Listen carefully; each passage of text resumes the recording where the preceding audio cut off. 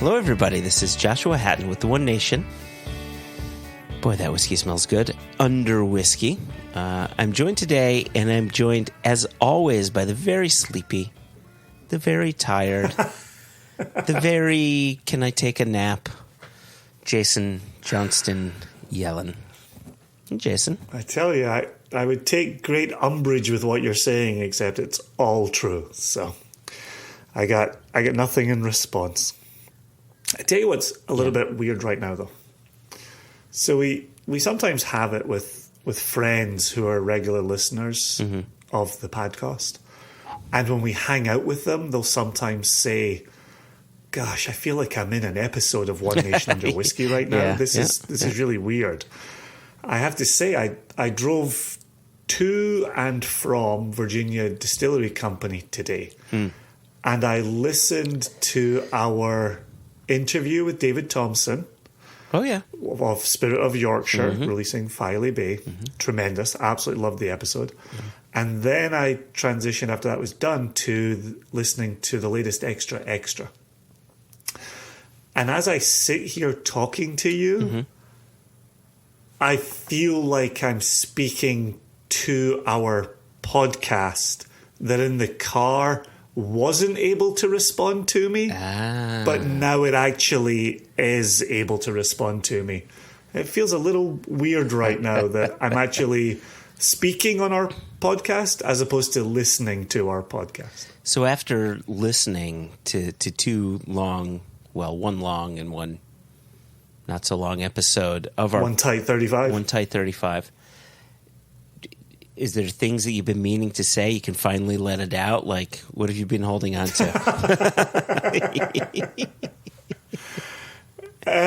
Only, after I re-listened to our Matt Hoffman episode and I was either meeting with you or texting with you and saying, that was fucking brilliant. That was such a good interview and episode. Yeah. Today, in listening to the David Thompson, I just felt the exact same way. In each case, we've embraced the nerdy, and we haven't given up on it too soon. We've really continued to ask and probe, whether it's about peat extraction or fertilizer for barley or whatever it happens to be, right? Yep. We've really burrowed into the topic, and that's really great. And in listening back to it, I've found myself in listening to it thinking, oh, you should ask that question. And then the next question out of either your mouth or my mouth is the question that I've been thinking of. Yeah.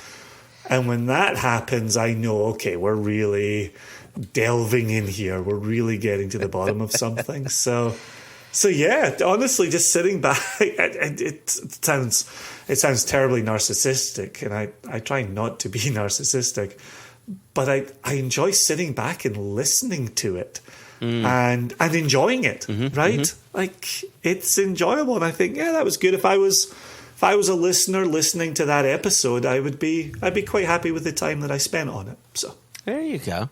I don't know if you heard it. I'm sure the listeners heard the sound of us patting our own backs as you just now. Yeah. I tell you, a takeaway from listening back to the full episode and then thinking about other episodes. You actually did mention them in the episode with David, the Omac sisters. Who are Whiskey Sisters Supply out in Colorado. Yep. And in talking to them, where they were saying, yeah, for us, our soil is actually very nutritious. It's full of nutrients. We actually have too many nutrients. We need practices that aren't putting more nutrients into the soil. And then listening to David talking about, yeah, planting a tree for every bottle of whiskey sold is a wonderful idea, but it doesn't affect the soil today. We need to be affecting the soil today. Yeah. We need different practices. And then my takeaway from the Omac sisters was, okay, one size solution doesn't fit all. Right. And that was reiterated with David Thompson, right? And so there's this idea that we can't just keep walking around with a rubber stamp and stamping that farm and stamping that farm and stamping that supplier and being like, okay, I've got 3 things on my checklist. Check. Yeah. Rubber stamp for you now. It needs to be, okay, what do you have here? What does it need? What does it take to secure the soil? The Washington Post just had a piece over here where the recommendations have now come down on the Colorado River. And as we were talking to the Olmec sisters about water rights, it's now clear there is not enough water in the Colorado River to supply all the farms that it has traditionally supplied. And the question is, do you need to take water away from those in Colorado to get the water out to California, where there are farms that grow produce that put foods into supermarkets? Or if you're an established farmer in Colorado, do you have an ongoing right to the water that flows under your land, by your land, close to your land? Like, where are the rights in here? And while we're busy arguing water rights, the reality is there simply is not enough water. Yeah. So you can argue water rights. You can take this to a court of law. At the end of the day, there is not enough water for everybody who needs to use it. That's a frightening proposition, and something that we did mention in the interview with the Olmec sisters.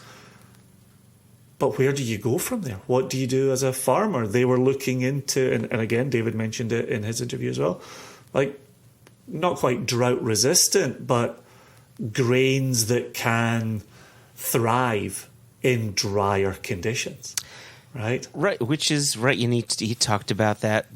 Why the soil at the Wolds are so good for the barley that he grows is there isn't a ton of nutrients in there. It's not necessarily the best soil, but it's the best soil for barley. Right. Yeah. Right. Yeah, the higher nitrogen doesn't work. More nitrogen means less sugar. Less sugar means less ferment. Less ferment means less whiskey. Yeah, and so it's trade-offs, right? I just mentioned this earlier about why I'm so tired. I was up early and driving to and from Livingston for VDC today, Virginia Distillery Company, talking to Amanda Beckwith down there, right? It's trade-offs. We're working on trade-offs. Where do you pull from? What do you use? What do you supply? What do you lay down? What do you let pass? Can they distill more than they're currently doing? They're on 2 shifts a day and weekends off. It's been a good 2023. We're having all the conversations. I'm starting to feel what are the solutions, right? What are the ways out of this? What's the way forward from here? And so those thoughts continue, and those become questions for future interviewees. And on we keep going. So I will say, you had made mention of this, and we discussed this with Jess. We got progressively drunker in that complete episode with David. Oh my god! But I don't think we got sloppy. Like, I was expecting to hear us get a little sloppy. We didn't get sloppy. We got a bit silly. We had some fun with the ice cream man. Yeah, I just feel as if maybe not you as much as me. When you get drunk, you are perfectly coherent. You don't slur.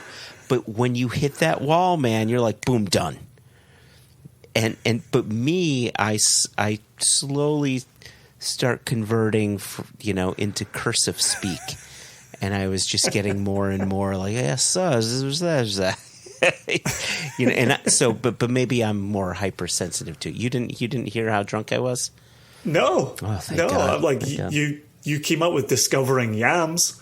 But I had that in the chamber for a while. Discovering yams is so good. If I do say so myself. Before we go over to today's subject, I have fired up the PDF machine for a second time. I have an email in portable digital file /format for the gathered masses to enjoy. And it comes to us from the Ice Cream Man. I'm an ice cream man. Temples I'm passing by. I like you playing that. Thank you. So the Ice Cream Man writes, guys. The original was Dear JJ&J. Now it's guys. Oh, okay. So he wasn't the one who started off with so. He was, no. Okay. So guys, thanks so much for reading my email on your latest podcast, Season 7, Episode 4. This was, he'd written in with hosting a small blind tasting, and our Linkwood was in it, and our the refill sherry Linkwood, and our Paul John was in it. And it sounded like a fantastic blind tasting.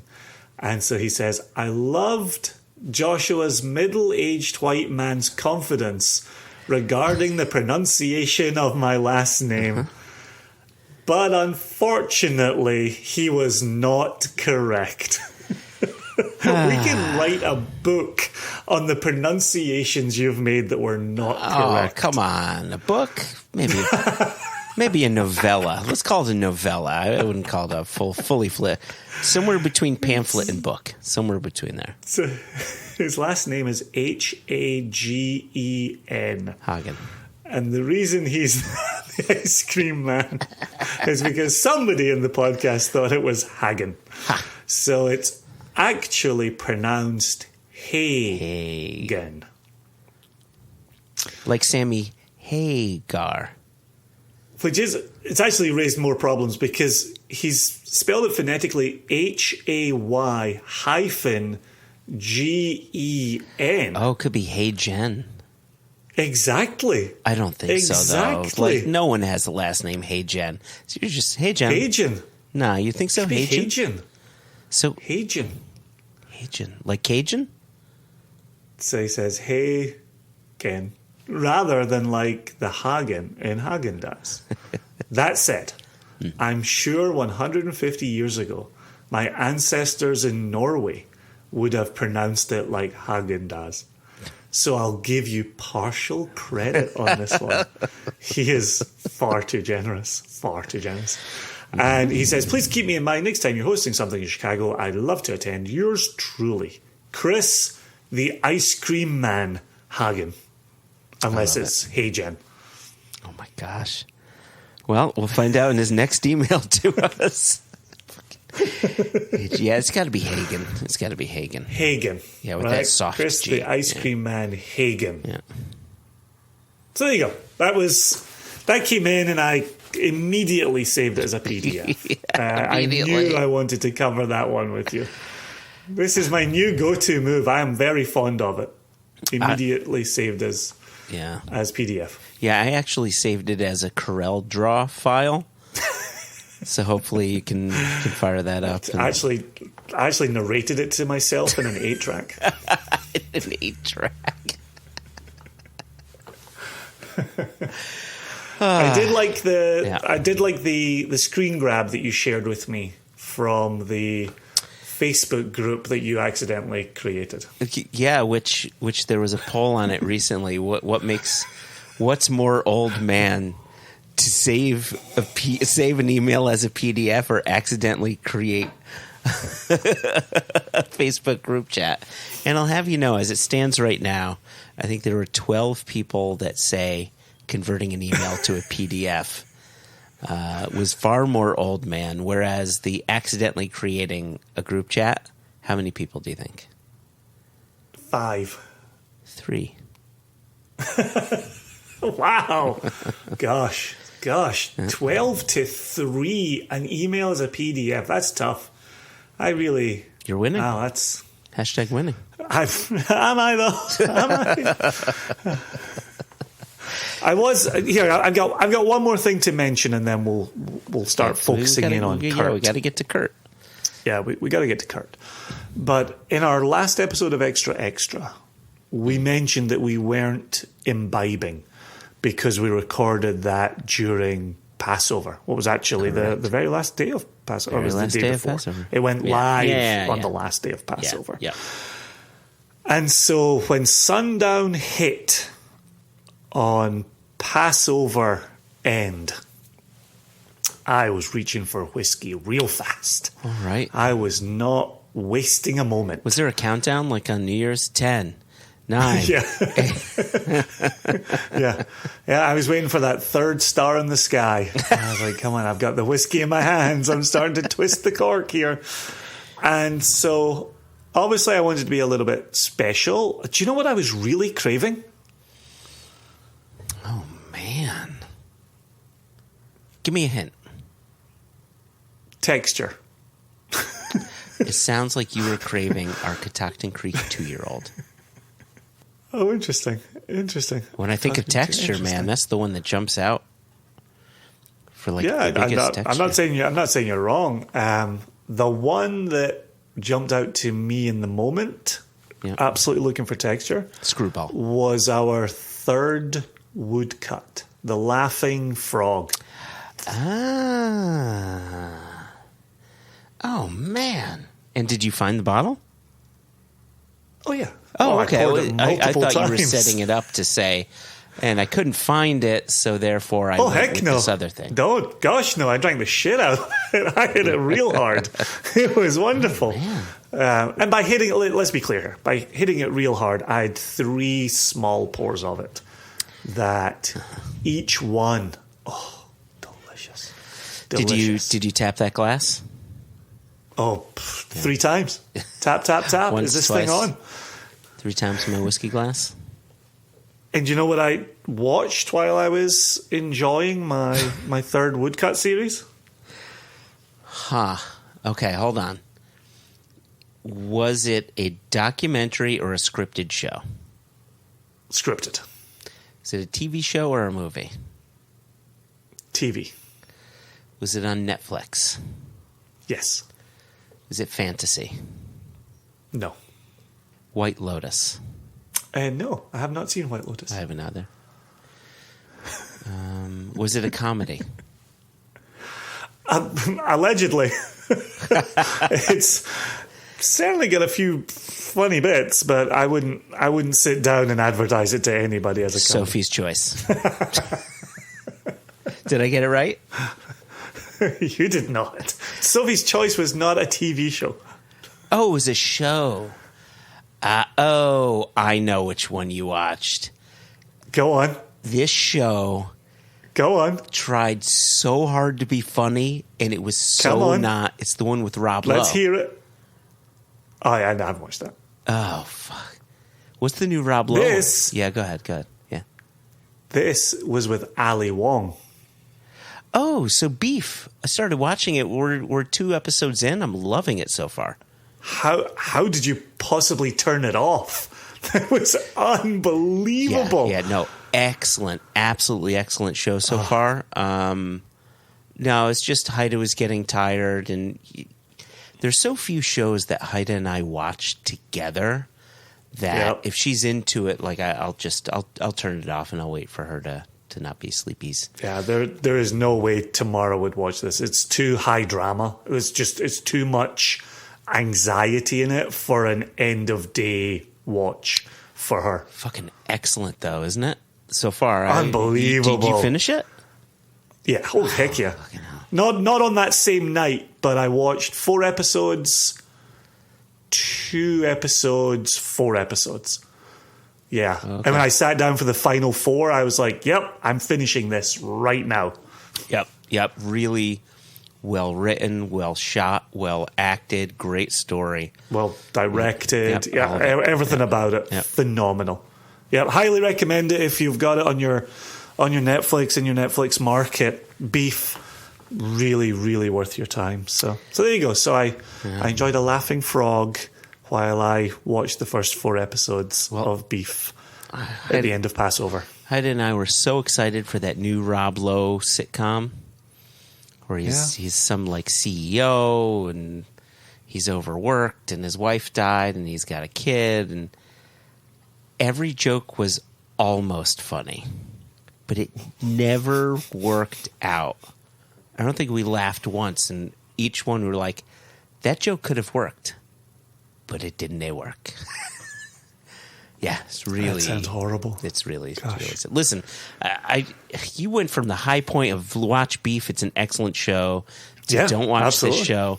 Let's switch gears. We went from whiskey to us patting ourselves on the back to reading emails to beef to Rob Lowe. Let's bring it to an author, to Kurt Maitland, who's written a couple of cocktail books.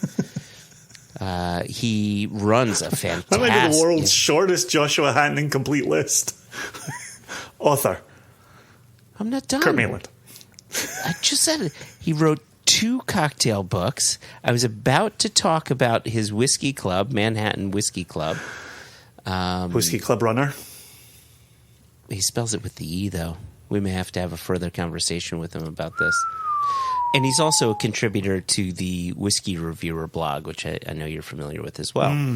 Absolutely. Absolutely.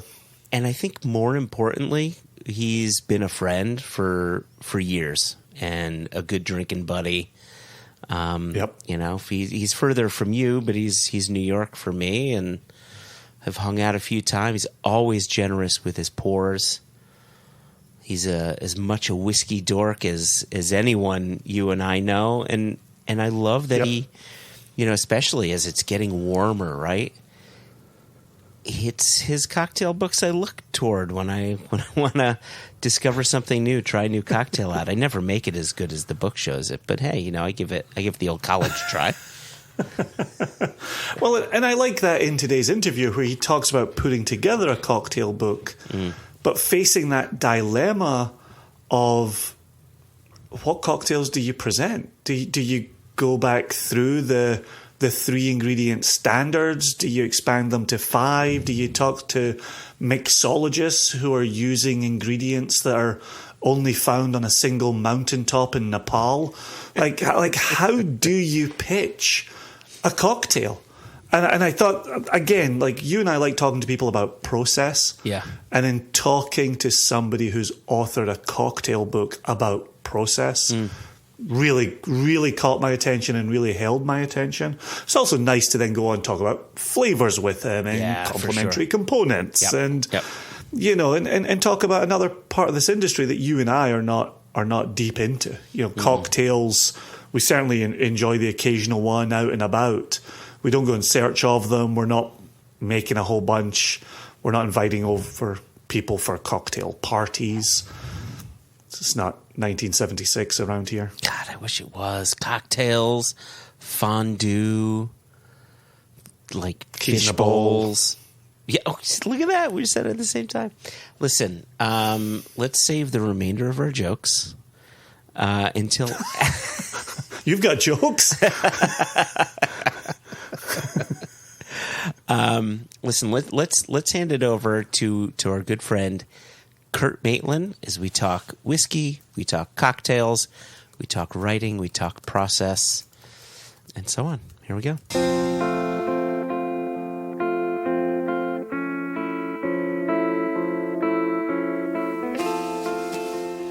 Kurt Maitland, thank you so much for joining us today. It's funny, when I was thinking about what this conversation would look like, to me and to Jason, you are a New York whiskey guy who runs a Manhattan Whiskey Club. We see you at all the shows. We hang out with you. We drink with you whenever we're in town. But those who may not be familiar with your name in whiskey circles, I think, may know your name through some of the books that you've written, some of your cocktail books. And so it's funny. It's kind of this weird juxtaposition, at least for me. Like, I am not a cocktail guy. I enjoy cocktails, but I'm not.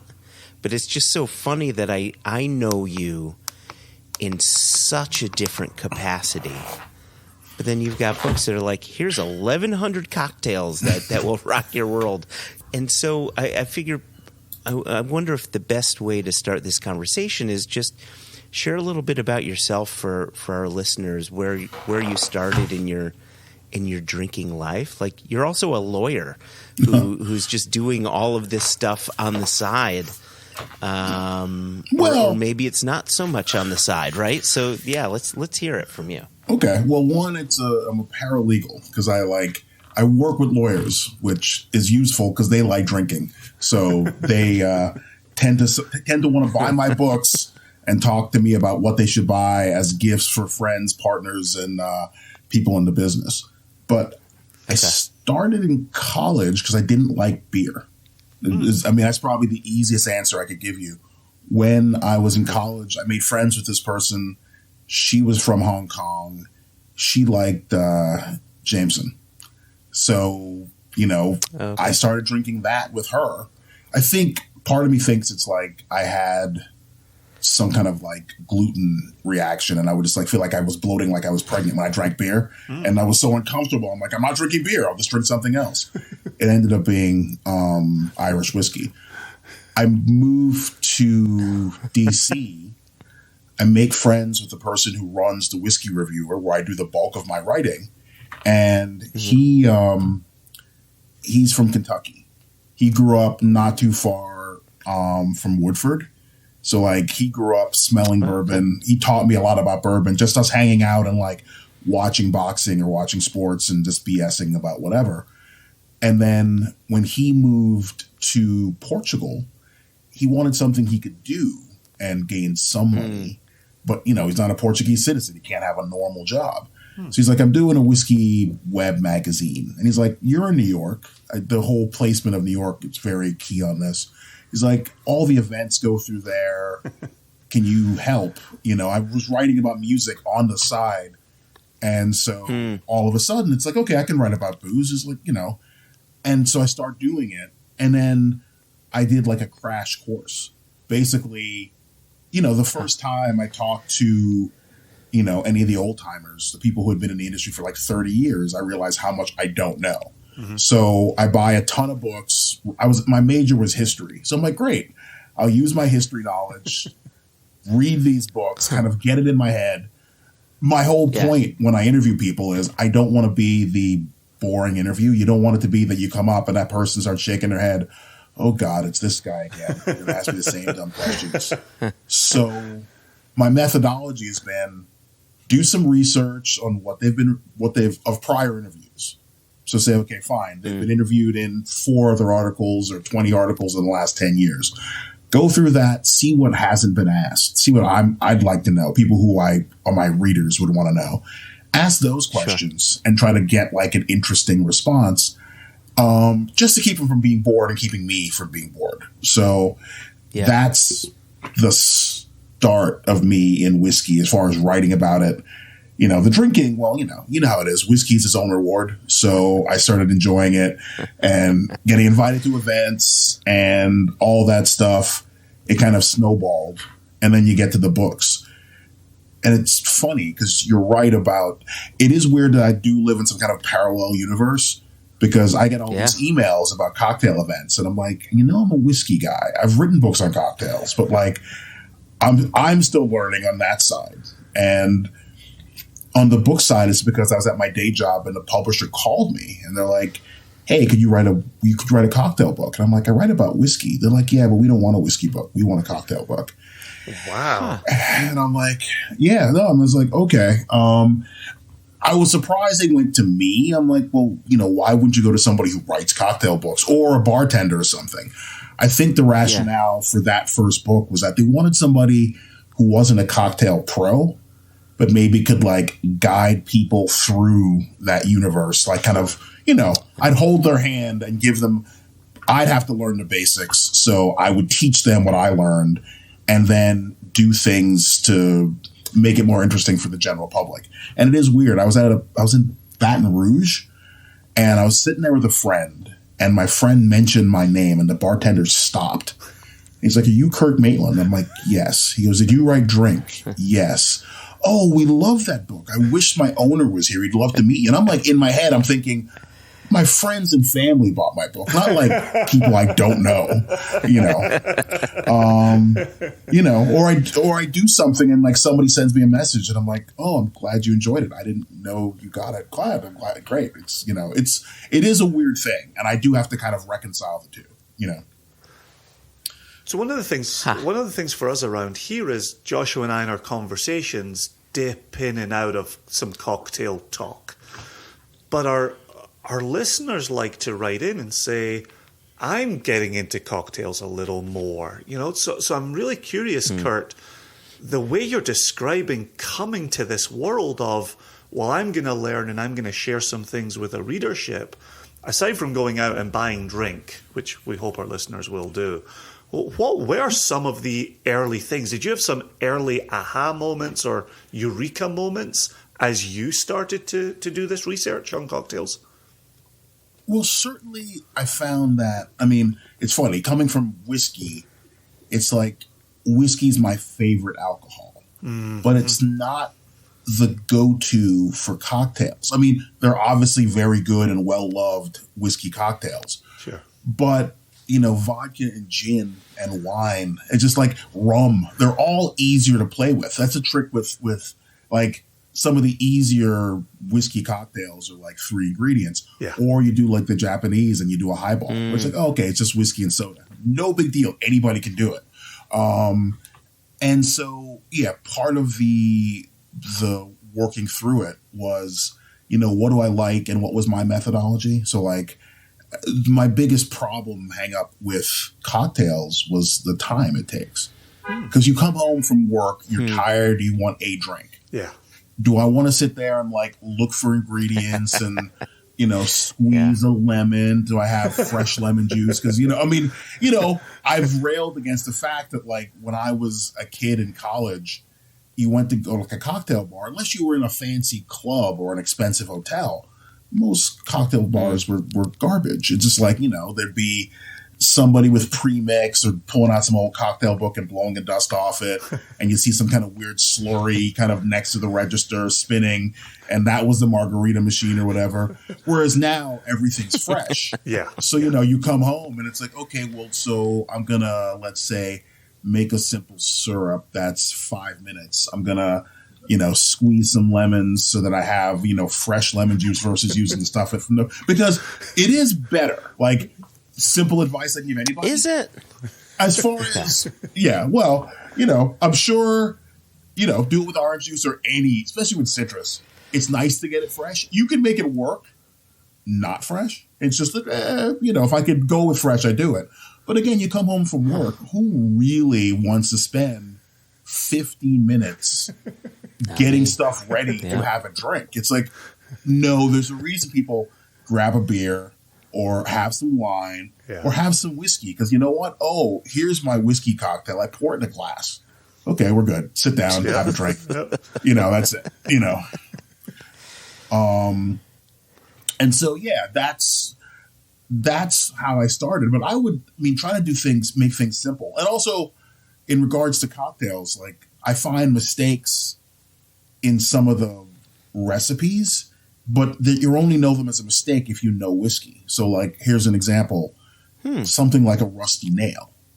Now, the problem with a rusty nail is that Drambuie is ungodly sweet. A bunch of rusty nail recipes never mention that the whiskey in question should be a smoky whiskey. You need something to counteract, to balance it. The balance of Drambuie. The Drambuie's too sweet. So like, if you took something like a Balvenie or, a Glenlivet, well, that's like kind of like, oh, you're having waffles. Let me pour honey on top of your syrup and then enjoy eating it. It might work, but the way that a rusty nail's supposed to work is you get a blended smoky scotch or a smoky scotch, and then that kind of balances out the Drambuie. I find, because I don't really favor sweet in my drinks, reducing how much Drambuie, because it's supposed to be like half and half, and like really nobody wants half a glass of Drambuie. So one way I thought about it was, if I could put it in like one of those spray things and make it an aerosol, spray the inside of the glass with like 2 hits, put in your whiskey, do a floater, so spray a little bit more Drambuie, 3 spins, done. You have a little bit of Drambuie to soften the smoky whiskey, but not so much Drambuie that you want to vomit. So, because that's quite a departure, though, from like a 50-50. Yeah, like, because that's how I've like my just using this example of a rusty nail because it's so simple, stupid. Like it was 50-50 of Johnny Black and Drambuie and put it over some ice and away you go. And I agree, like that is a sweeter drink. Yeah. But like that's really the drink. Like just doing that's this. Really it. Yeah. I mean, that's how I was taught to make it. Yeah. Well, and the thing is, it's like you're following the instructions. Now it's like I'm telling you about, ways you can change how it tastes. Like I look at it this way. Cocktail books are basically like recipe books. Nobody uses the recipe book and makes it exactly like the book after the first 3 or 4 times they make it. You're going to modify it for taste. So in your case, like when you get a chance, you want to do a rusty nail, try to change the ratio. Maybe make it 2/3 Johnny and 1/3 Drambuie. You still have the sweetness, but it'll just calm down that sweetness a little bit. You'll still have it there, but it won't be as much. It won't be as present, and that might make a more pleasant drink. Gotcha. Yeah, I had a penicillin. I was doing an event with the guys from Cast Chasers, and the woman behind the counter was doing penicillins. And she did that same thing. She did like a perfume bottle, and she did that with Portiscade 110. And it amazed me how little Portiscade you needed to really get that smoky Scotch whiskey coming through to, just to sort of make it truer to the penicillin. Like that's kind of cool. Like, do you know the history of that? Like how you discovered that? Is that something someone taught you to do? Is that something you just played around with? It's for me cooking a little bit. Like I said, It's weird. For me, it's like my thought was when my publisher came to me, I'm like, why would you want me? Why wouldn't you get somebody who's a pro? But I think they figured my juvenile experimentation would be fine because it would work for, the person starting. And like I had to game plan out the book so that it was interesting on 3 levels. So one level is that it has the basics to do like a basic bar. How do you deal with ice? So like, have you guys seen the movie, the original Conan with Arnold Schwarzenegger? Oh, yes, sir. Yes, sir. Okay. Oh, yeah. So 100%. So yes. I have there's a scene in there, I think it's called The Riddle of Steel. And so I steal from that and I do the Riddle of Ice because it's something you don't think about.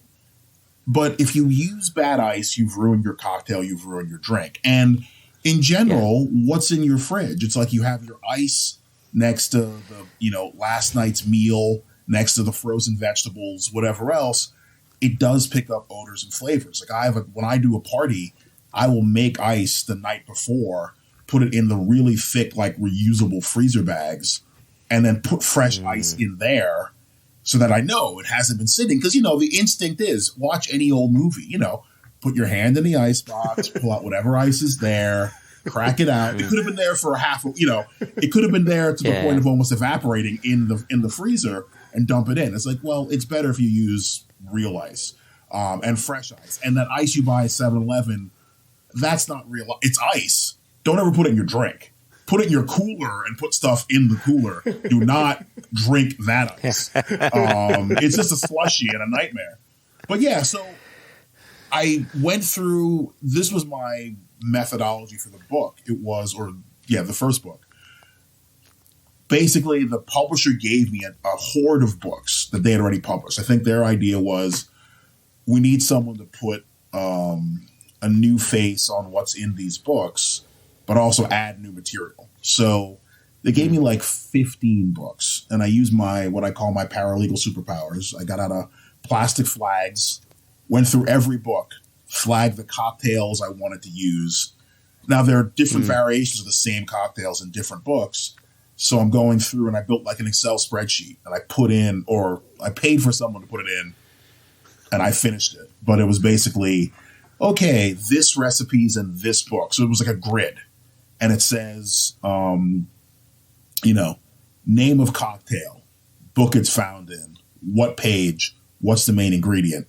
And so I had this Excel spreadsheet that like went through and I made some decisions like all the sexy named cocktails I'm like, those are never anybody's favorite cocktails or nobody I want to hang out with. So I'm taking them all out. So they're none of them in the book. I'm like, you'll find them in other books. You don't need it in mine. I just took them out. So, I did that stuff. Give us some examples, Kurt. When you're saying the sexy names, give us a couple. Okay, so what's it? Slow screwing a beat. That's what I was in my head. Okay, I was wondering if that was one. All those. Those are the ones. I'm like, no, I don't want them in my book. I just took them out. Okay. Because again, it's like no friend of mine is into cocktails. We go to a cocktail bar and they ask for that drink. Yeah.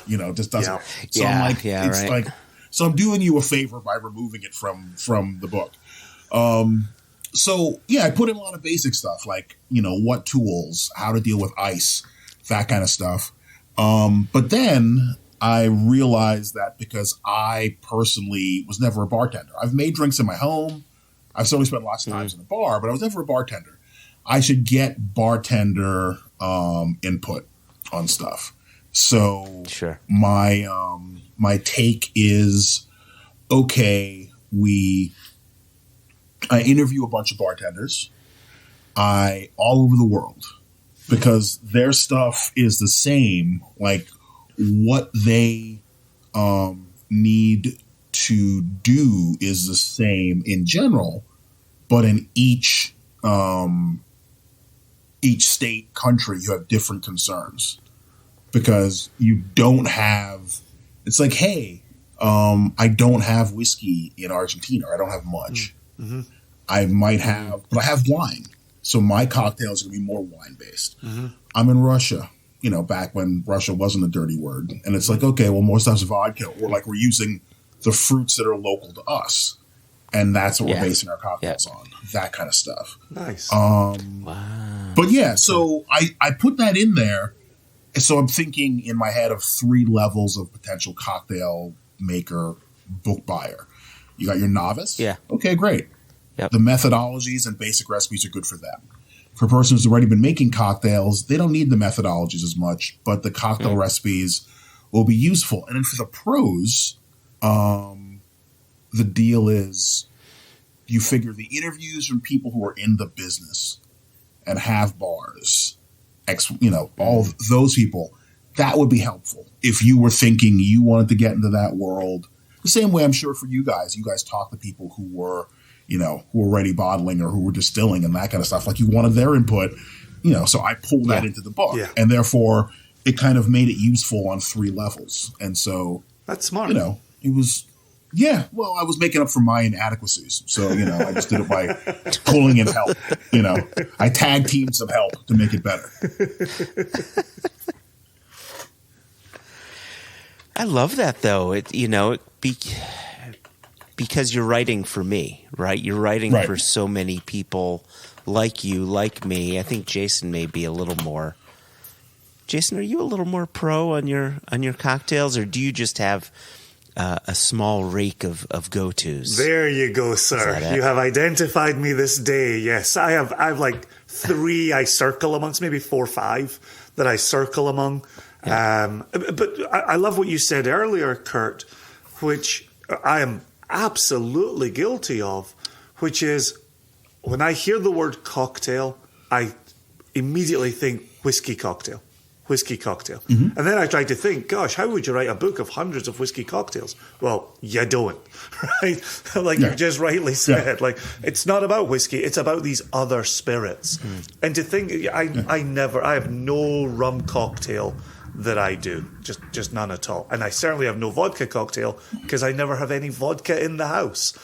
I'm always thinking about whiskey cocktails or my mezcal cocktail, my one and only mezcal cocktail. Well, the trick is you can substitute mezcal and you can take whiskey out and use mezcal and rum in certain cocktails. I mean, I end up with having all the ingredients here because people expect me to. Like, it was a point in time I'm realizing, I'm like, oh yeah, I need like cocktail glasses because people are going to expect me to be able to make a cocktail and make something in my house. So great. Yeah. I have some. I got some vintage ones in Pennsylvania. I keep vodka in the house, but I never drink vodka. Like, I mean, I drink it if I'm making a cocktail that requires vodka, but like it doesn't really It just sits there. It's lonely surrounded by whiskey. Gin, I drink more of, but again, it's more because I'm making cocktails for other people. And they, that's what I'm working on, Yeah. That So makes good sense. Is there something, just as we're kind of going around the categories here, is there a category that makes a killer cocktail that nobody's talking about? Well, I mean, I would say like Armagnac. It depends how much you want to spend. But Armagnac and Cognac, it's like, because people are afraid of dark liquor. I tell everybody it's because I know what happened. People did something bad when they were young. They broke into their parents' liquor cabinet. They found that SoCo bottle. It's funny. Like I go, no adult makes a habit of drinking SoCo. I go, because what happened was like when they were 14, their parents weren't home. They found that bottle sitting there and they drank it and it was sweet. And then they were like, in a fetal position for like 3 days and they couldn't hold it down. The smell would get them going. I go, well, that's affected the entire whiskey category because people are like, oh, I avoid brown liquor. And I tell people, it's like, it's not the liquor's fault. I can't even really blame SoCo. It's your fault because you were too young drinking it and didn't know how to drink it properly.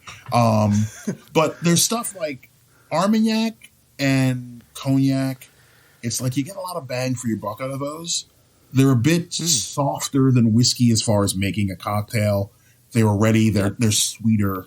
Yeah. So because for a lot of people, like they expect their cocktails for the most part to have a bit of sweetness. So going to them or old rum, because old rum is so much cheaper than old whiskey. And if you put old whiskey in a cocktail, people tend to want to shoot you in the face. So I'm like, old rum. No whiskey person cares if you take an old rum and dump it in a cocktail. Yeah. You take a 30-year-old scotch, they want to like stab you and run away with the bottle. So, those I think are ingredients you can work. It's like if you want to go to dark spirits and you don't want to live in the world of, gin and vodka, I would say work with rum, tequila. I mean, the thing is with tequila can be tricky just because it has these interesting flavor spikes, which makes it like really good for certain cocktails. But you have to be careful of how you use it. Kind of like the Drambuie thing where nothing's wrong with Drambuie as an ingredient. Yeah. It's just that it's so sweet. You have to be careful how you use it. That makes sense. Like I said, I'm interested to see what happens when you try the Drambuie. You try the Rusty Nail, but you just change the ratio. Because I offered that challenge to lots of the bartenders I talked to when I was working on the first book. I'm like, take an old cocktail and make it better. Yeah. So like the ingredients, the base ingredients have to remain the same, but you can definitely mess with the ratios. And I think I remember specifically for that one, they cut back on how much Drambuie. They like that was the problem. You get like take a really smoky whiskey and then give it a little bit of Drambuie. And the same thing, like, Jason, how you were saying how that little bit of was it Jason or was it Joshua? But one of you guys had a cocktail. There's a little bit of a smoky whiskey in it, and you can still taste it. Oh, that was me with the penicillin. Exactly. It's you don't need much. The Kilchoman. Smoky whiskey. Port Skeg. Yeah. Yeah, no, it's like there's a smoky whiskey. It has so much presence and power. Like if you took a dropper and put 5 drops like into your leather couch, if you had one, and you came in, you would smell it right away through everything else in the house, through dust, people in the house, animals. You would still smell like something. Did somebody spill something? What is it? Somebody spilled knocked over my Kilchoman or poured Ardbeg into my couch. But you'd smell it right away because it cuts through everything. I was about to ask if leather couch is a cocktail I've never heard of. Like, just put 4 or 5 drops in your leather couch. Shit, I've never made a leather couch. I'd be afraid of a cocktail called leather couch. I'm just thinking of what's in it. Well, it's 2 parts amaretto. It's 1 part creme de menthe and I don't know, cigar ash. Any cigar ash in it? Cigar ash, yeah.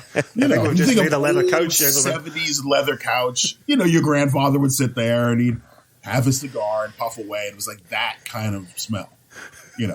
Which wouldn't be the worst thing in the world if done correctly. Delicious. Little bit of salted caramel simple syrup to replicate the Werther's Original in his pockets. We'll see. Yeah, well, that's one. If you were doing something like that, you want the smoky scotch because you want something to cut through that sweetness. You wouldn't want to do like a rum cocktail and like, let me just take some salted caramel, put on top of that. Okay, if you go into a diabetic coma, don't blame me. 2 ounces Drambuie. So just for global listeners, when you say SoCo a second ago, and I'm the representative international here, we're talking Southern Comfort. Am I correct? That is very correct. Okay. It's kind of like a dirty word, even though, I don't own it. I don't drink it. It's a useful thing in a cocktail, but I'd sub out other stuff to do what that does. But it's just like you get younger people and you're talking about that. It's like, or adults, and like you can see them kind of go green. You can see them kind of like have like memories of like, being fetal from the punishment they had from drinking too much of that. But again, it's not the SoCo's fault. It's just like you just used it wrong. Yep. That was all. No, it was or Southern Comfort for your international listeners. Well, and that's the thing. It was Jack Daniels and Southern Comfort were prevalent when I was, of that age and starting to going to bars and clubs, and I never understood it. It was always too sweet, which is a topic that just came up recently. Josh and I were in Seattle to begin February with Jess and Elijah, kicking off his 30th year on the planet. And I was talking to a bar owner, and we got talking about cocktails, and he was saying every cocktail his bar manager brings him is sweet. And there was this desire among young cocktail drinkers to embrace the sweet. And I'm kind of curious because, as we've said from the beginning here, I don't know cocktails. I really don't. But you even know that bit of history with cocktails. Have they always been sweet? Has there always been a category that's sweet? I know we're talking about the rusty nail and this quantity of Drambuie. Where has sweetness fit in with cocktails? And are we seeing a prevalence because younger people don't know how to drink? And every older generation has said that. Well, I think it's a combo of things. But with the origin of cocktails, keep in mind, a lot of your, like, the big boom in cocktails, I'd like to think, was really Prohibition, where it kind of came to the public. And the trick is that you were using other flavors to mask the fact that people were drinking vodka. So, we know there's a reason somebody gets mad if I take a good 30-year-old scotch or a really good, like, a 15 or 20-year-old bourbon and use it to make a cocktail. It can make a good cocktail, but like its flavor set out on its own, and you're kind of diminishing what it's bringing to the table by adding other stuff to it. Whereas for the old cocktails, you had stuff that was barely alcohol, wasn't alcohol at all. Mm-hmm. You're trying to flavor it so that people could tolerate drinking it. Because, it's funny coming from scotch and then going to people who drink just like they drink beer and drink wine. They find the flavor of alcohol to be hard to get down. Yeah. So, they talk about like, putting sugar with your medicine to make it go down. That's the same thing. It's literally, hey, if we make this drink sweet, you're not tasting the alcohol and therefore you'll drink it. And so for a lot of bartenders, especially if you're a bartender and you're doing happy hours and that, you'll want to go the sweeter route for your generic customer. Because if you give them something like even a penicillin, which I think is an amazing cocktail, for some people it's too smoky. That little bit of smoke in that is too much for like your 70% of the population. There's some people who love smoky whiskey and they'll go right to it. But like for your average person, you kind of want to start them off with something a bit lighter.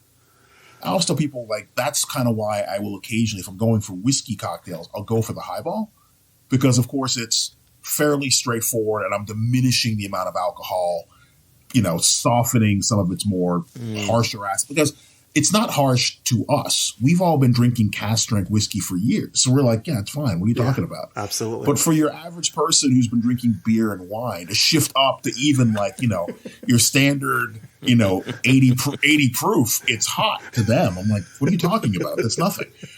I won't even, water. I mean, I only buy 80 proof if it's like a vintage bottle and I can't get something higher. Yep. There are literally famous whiskey companies where generally I won't buy their stuff, not because they don't make good things. I go on auctions looking for their cask strength releases from the distillery before I buy what's sitting on the shelf at 80. But that's us. That's the problem I run into with cocktails is they go down far too easily. And I'm drinking a quantity of alcohol that I would never drink straight. Like I'll make a rye cocktail with 2 ounces of rye in it. I would never of an evening sit down and pour 2 ounces of rye. Like that's a gigantic pour. And so it's hitting my system real fast. And then I've got the thirst for it, right? Oh, I'll have a second one of those. That was delicious. And then I get a little wobbly in the knees. Well, I think the thing with cocktails and the sweetness, it kind of gets your guard down. Yes. It's like, I'm drinking juice. It's like it's dessert. Nobody has too much dessert, but you can have too many cocktails. You know what I mean? And the problem with, like I tell people when I first started drinking whiskey, and they're like, why do you drink whiskey? I go, whiskey's an honest drink. And the deal is for whiskey is that when you need to stop. If you're not doing shots and you're sitting there drinking whiskey, you're like, oh, my belly's getting a little bit warm. I'm feeling a little flushed. I'm like, you know what? Hey, maybe get some food, get some water, get something. Let's, slow down. With cocktails, by the time you realize you've had too many, you should have stopped 2 cocktails ago. It's too late. 100%. Yeah, because it's like whatever you just put down your throat, it's like, it's still working. It's still going, You're looking at a hangover or something because it's like, when you notice it, it's like you've already been infected. And, you have to suck it up. And you get this double whammy, right? If you're going out for cocktails at a bar, there's peanuts or some sort of a salty mix that's often, given. So you're like, all right, got to get rid of this saltiness and need something to quench my throat. Let me get another cocktail. And the cycle continues. Yeah. And you have to kind of pace yourself. I find myself like, okay, I think with any time I go drinking, it's like, okay, water, your cocktail, and, you have your sip, keep drinking the water, and keep getting water. Like you almost should be doing a glass of water with every drink. Yeah. And it seems Thank silly. you so much, Kurt. Yeah. Jason is on me. I drink water. I drink water with every drink. And Jason, he is on me about this. He goes full on Scott. So, like, what are you doing to the whiskey in your belly? It's not affecting the taste of the whiskey. And the whiskey's still in my belly. I'm just trying to make sure I don't like fall down when I stand up. I'm sure we've all done this. You've been sitting down drinking, and then you stand up, and like, why do I feel wobbly? Why do I have to hold that? Because you've been drinking that whiskey, and it's all by itself in your stomach. In case it needs a partner, perhaps water, just to calm it down a little bit, so you're mobile, and you have to be taken care of. I'm less likely to give Joshua a hard time for rehydrating while drinking. The time Joshua gets put over the coals is when he starts substituting pints for water or whiskey for water, or he walks into a dive bar and everyone orders booze and Joshua orders a water. Like those are the moments we give Joshua a hard time. Just to be clear. Josh, okay, so the deal is this. Okay, I'm gonna give you some advice.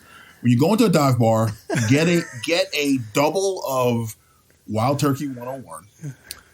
There you go. Have a sip and drink water and nurse that. Like, listen, what do you want? I got 101. It's every bar will have that. Every dive bar should have it. If it's not, it's a punk ass dive bar. Because really, it's like, listen, I want the 101. So I get that, and then like you can nurse water. people shouldn't complain if I'm drinking that whiskey and I'm having water. Kurt Maitland is speaking truth to power this day. I like this. So, Jason, you won't complain, Jason, if I do that? Well, yeah, absolutely, but less. Kurt Like, gets the it. complaining's not going to stop. I'll just complain less. Let's be honest.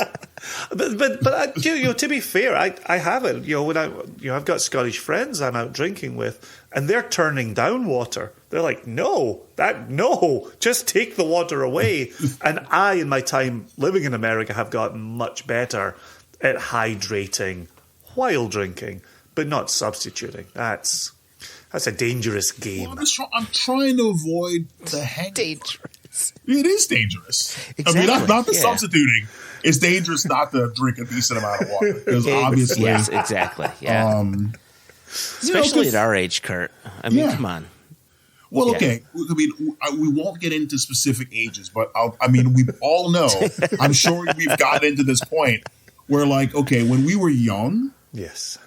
if you hurt yourself, you knew why you hurt. So, like, oh, my ankle hurts because I was playing football or basketball with my friends and I twisted my ankle.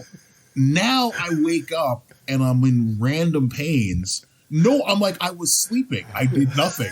Why does my knee hurt? I just was laying here. I didn't go for a walk. It's like, it's just like this weird thing of, it's like Jack in the Box pain. You just wake up and something's wrong, but you don't know what. Oh, my neck hurts because I slept. Yeah. Oh, I'm sorry. I crossed the street. I shouldn't pain do that of anymore. existence. I shouldn't do that anymore. It's just weird. Or I'm not drinking enough that I notice. If I drank more, I wouldn't notice. See, that's the secret, right? That's the secret. One more follow-up question just from the line of questioning that we've had here, and then I'll give Joshua the floor again. But you've mentioned this a couple of times, and it was one question that I had for you, which is people will look at you sideways if you put a 30-year-old Scotch into a cocktail. People kick you out of an establishment for doing such a thing. There's also this idea of you should drink what you like, and if you think that's a good flavor profile, you should do it. Now, we're getting into a world of expense here, and there's this idea of restaurants want to do the gold leaf burger and put it on the menu for $1,000, and it's all just marketing bullshit. But putting that kind of nonsense aside, do you think there's a law of diminishing returns with cocktails? And do we reach a point where there are some things we should not be putting in a cocktail? I mean, I think that the deal with cocktails, in my opinion, depending on the spirit, is that it doesn't hurt to upscale, but it's really spirit dependent. So like high-end vodka versus low-end vodka, there's not much difference. I mean, really, you're talking marketing and somebody paying for a bottle. But just generically, if it's actually vodka, there's not so much of a difference. So I wouldn't, if I was making a vodka cocktail for people, you're fine with, the standard stuff. I mean, if you really wanted to go low, you could get the stuff in plastic and get like Cossack, which, whoever your local alcoholic will know what it is because they can get it by the 175 bottle of it. But serious with whiskey, there's a qualitative difference if you upgrade like the base bourbon or base rye you're using.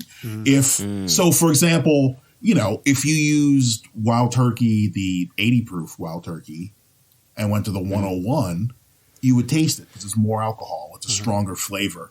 I think with like a rye, like I'd take something like, like the Michter's standard bourbon or the Four Roses, like, one of those, it's going to have more bang in your cocktail than, let's say, generic Jack Daniels. Or, if you're doing Jack Daniels, go to like Gentleman Jack. It's like for whiskey, because I mean, that stuff, it tastes better neat than the standard releases. So there's certainly generally for your cocktail, it should be better if you put a better whiskey in. But I find that like, I don't have a reason to do that with, let's say, 20-year-old, 15-year-old. I think it's just like, maybe if you have 3 categories of whiskey, go to the middle class whiskey, not, go there. I think with rum, certainly better rum, but again, middle class rum doesn't hurt. Gin. Gin is the one where I might pay more for a boutique or a small batch gin because, if they're using a lot of botanicals or whatever else, it's like, okay, there's interesting flavors I'm getting here that I wouldn't get from just generic Gordon's, But that said, it's like I was in London in November and Dr. Nick and Isabel Graham Ewell took me to Duke's and their amazing bartender, like Isabel brought vintage cocktail ingredients. So like a Gordon's from like the 60s, an old Campari and something else. And like, I'll send you guys the link, but I have like the bartender making, Alexandra, I believe, making the cocktail. And definitely, even though this stuff was old and it was vintage, it was amazing. People are staring at this and I'm like, yeah, it's not for you. It's just for us. His guys got some because obviously he made it. He needed to drink some, and the other bartenders got a taste.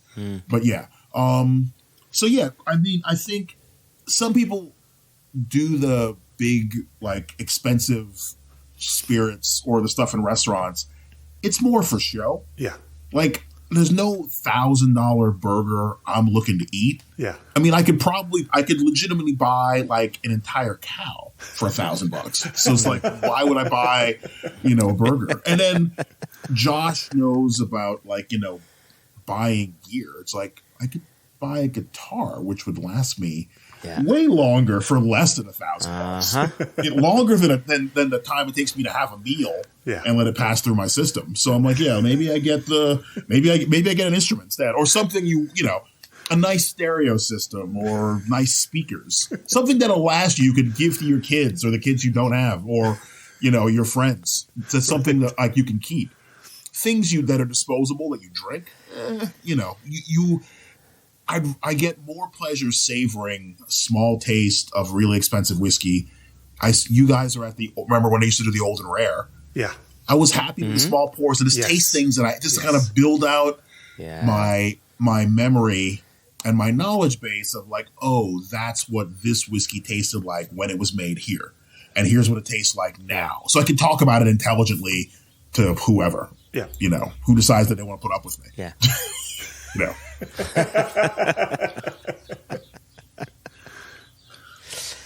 So I wanted to shift gears from cocktails if we could for a little bit. And your mention of the old and rare reminded me of this. Like, and I mentioned this from the outset, like, to us, you're Kurt the whiskey guy. That's how we really know you. And so, like, for us, or for me, well, I think this could be said for so many people, right? When you're drinking whiskey the way we're drinking whiskey, you're there because of the passion. You're driven towards it. There's something about you that's pulling you in. And I'm curious, like you'd mentioned before, right? You started drinking other things because you couldn't do the beer, right? So what was it about whiskey that pulled you in? Was there a particular pour? And then what keeps you going down that rabbit hole? Because if you're like us and you're going to an old and rare show, like you're in a very specific rabbit hole to be going down. And so I'm just curious how that all started for you. I remember I mentioned the whole history thing. Big fan of history, and the history of whiskey, it's more interesting than the history of like beer or gin or rum. It doesn't take anything away from how those drinks taste.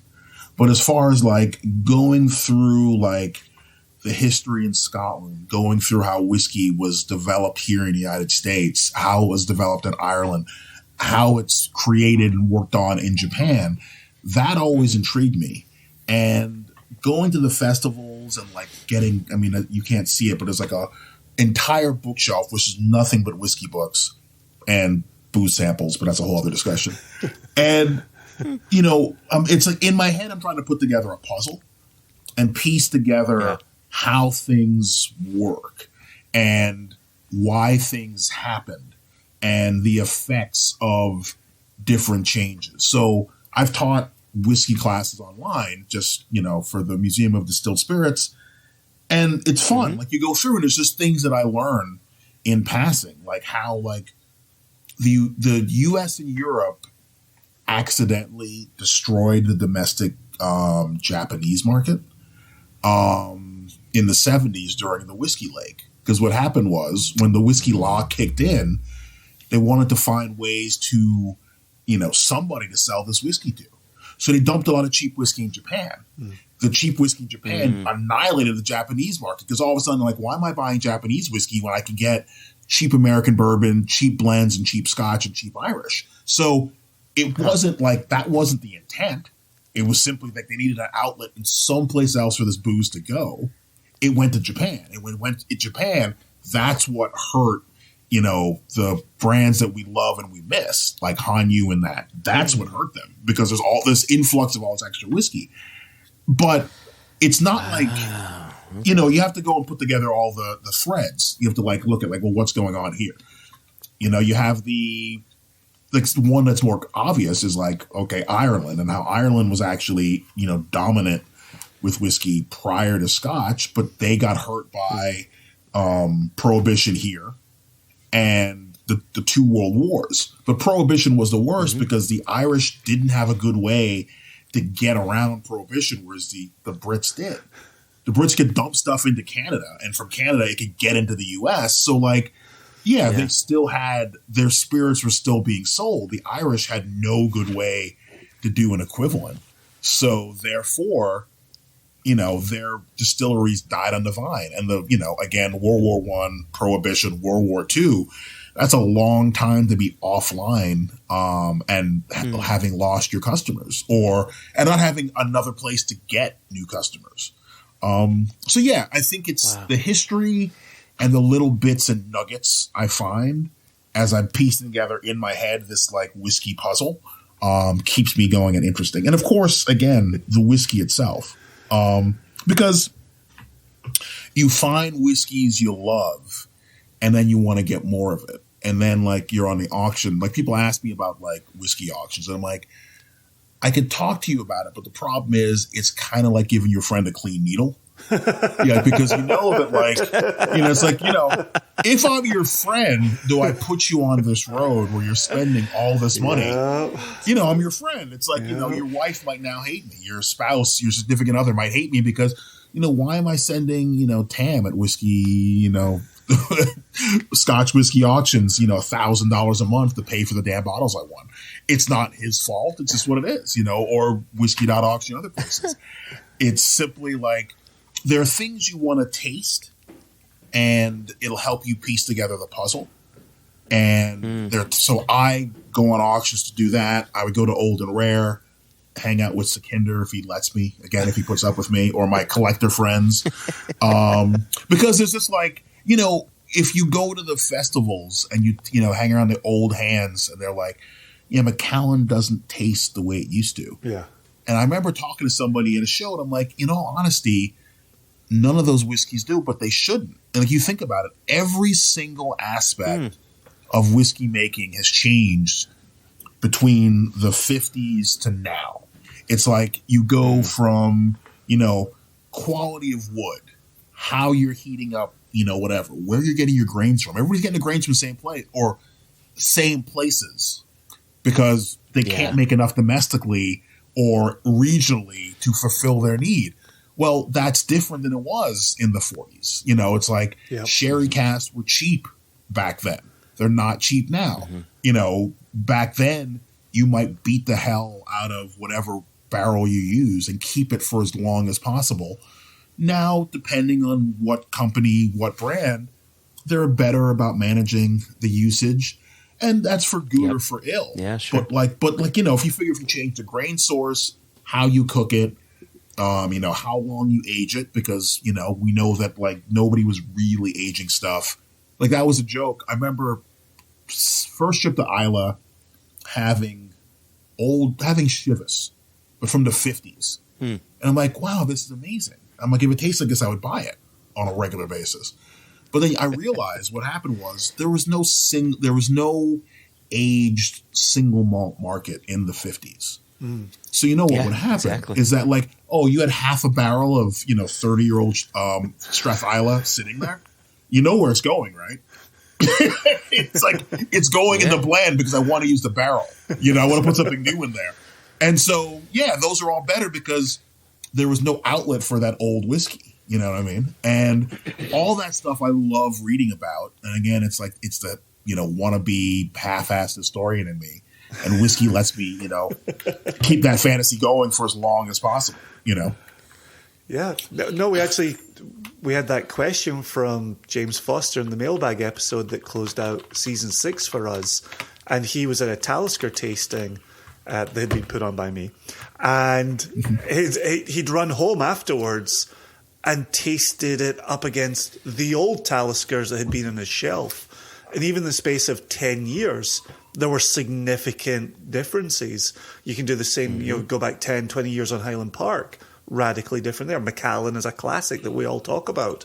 But, as we talked about it and we ruminated on the mailbag, it's kind of like, they're all changing all the time. And the fact that we would try to hold on to some platonic ideal of Talisker is never going to be successful.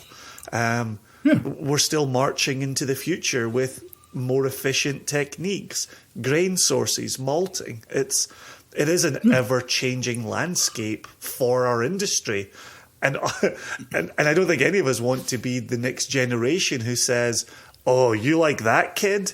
You should have tasted it 20 years ago, right? Because that's exactly what we encountered when we got into whiskey 20 and almost 30 years ago. You know that's our future, though. Right. You know we're going to do inevitable. it. We'll be sitting there. Exactly. And we'll be, at a bar. It's inescapable. And you're like, why are you drinking that crap? It used to be so much better 15 years ago. You're just drinking swill, kid. That'll be us. Holy crap. It's not like we plan on it. It's just kind of like, just like we degenerated to that at some point. Right. It's just the inevitable, inexorable march towards the grave, you might say, as Joshua approaches 50 in 2023.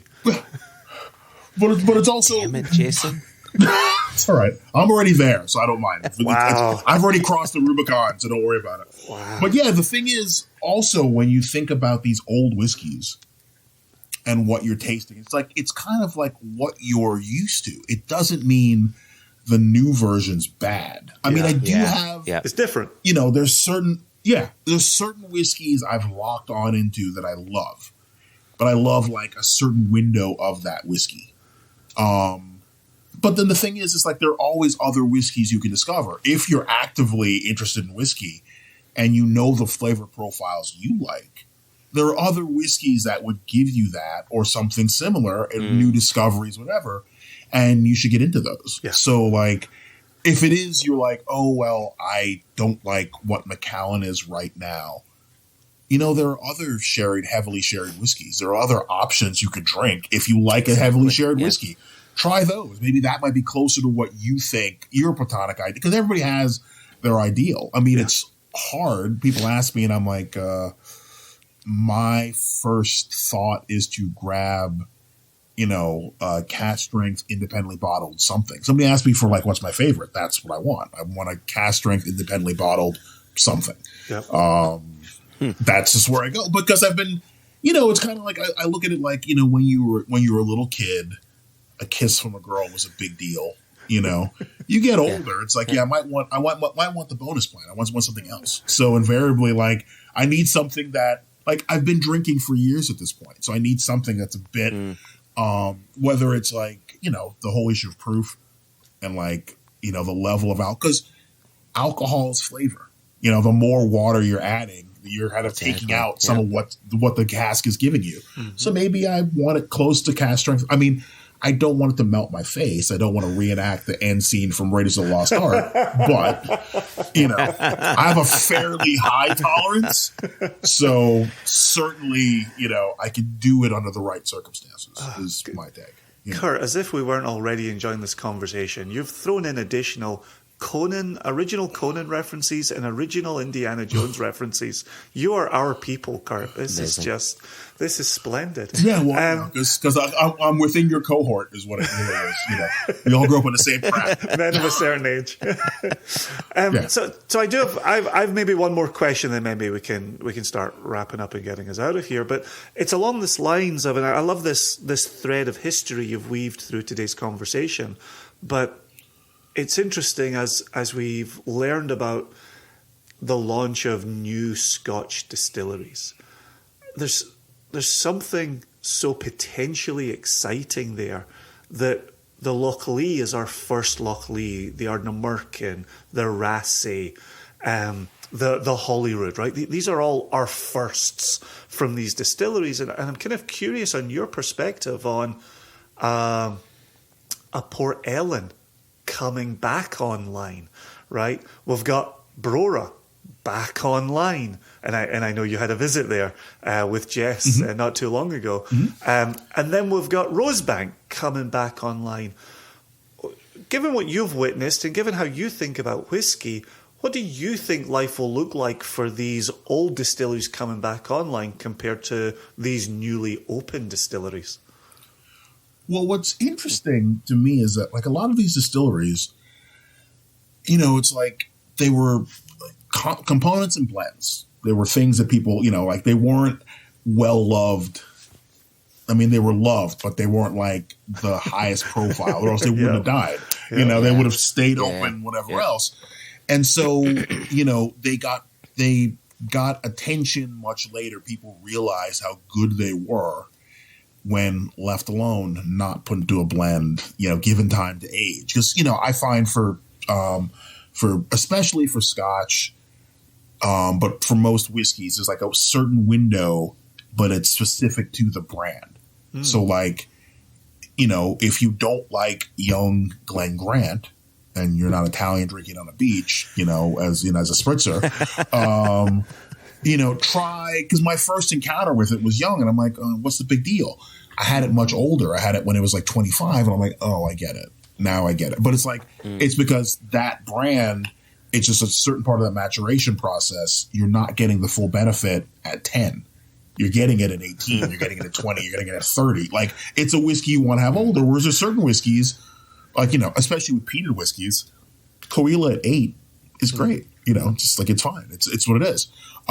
So with the new ones, I mean, what I hope people do is evaluate these new whiskeys on their merits, especially the ones that are kind of taking over for old existing namesakes. So that's Brora and, that would be Rosebank. Because the same way we said with, like, Macallan never shut down, but Macallan can't make what Macallan used to be. They couldn't do it if they tried. Yeah. I mean, we had the same thing. 2015 Face Shield, person I was hanging out with, he brought an old Lefroy 10, one of those ones that are like sherry colored because that's the cask they used, and like he took it with us to Lefroy, and he poured a little bit for everybody who was on the line, and the older guys who were around are like, yeah, we can't make this anymore. Like, just like, this whiskey you've given me, it's made in this distillery. We cannot make this anymore. So I just want people to be fair. Like, I love that these brands are coming back. I've always loved Brora. Like, anything that gives me more Brora's Clynelish in the world, especially knowing that, like, the brands are going to do what they can to kind of, like, flavor match, get it close to, or at least in a reasonable approximation. The only problem, of course, is that, like, these distilleries just opened. Yeah. I'm not, I'm getting an 18-year-old Brora. Will I be pushing 70 when that comes out? You know what I mean? It's like, because the thing is, for Brora, you weren't drinking it at 10. It was going in blends. So I'm curious to know, one, what are the first releases? Rosebank, I could see being a bit easier because, again, it's like, it's floral. Maybe you can do a 10, like, think like more like Glenmoe for that. But sure, I guess, to go back, what I'd like is I like everybody to kind of give all these distilleries, the new ones that are starting from scratch or the old ones starting up again, give them kind of time to kind of catch, get their sea legs going. I fully expect that the brands, because they're run by people who are smart and the people who are distilling for them, whatever, they know what they're trying to hit. But you're going to get some old geezer, and we could be that old geezer, depending on when the stuff comes out. It could be us. Oh, this isn't as good. This isn't as good as the Brora that Colin Dunn poured for me at the whiskey show in 2018.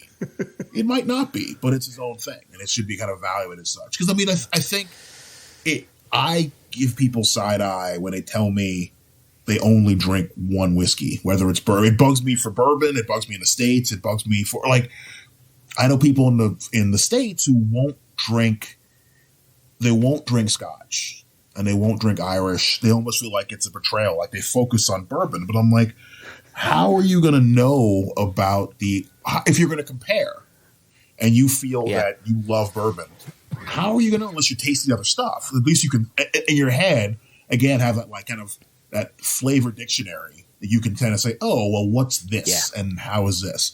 And same thing, I remember somewhere, probably was at the whiskey show, some guy pulled me aside. It's like, so isn't bourbon like an inferior form of Scotch? And I'm like, no, it's whiskey.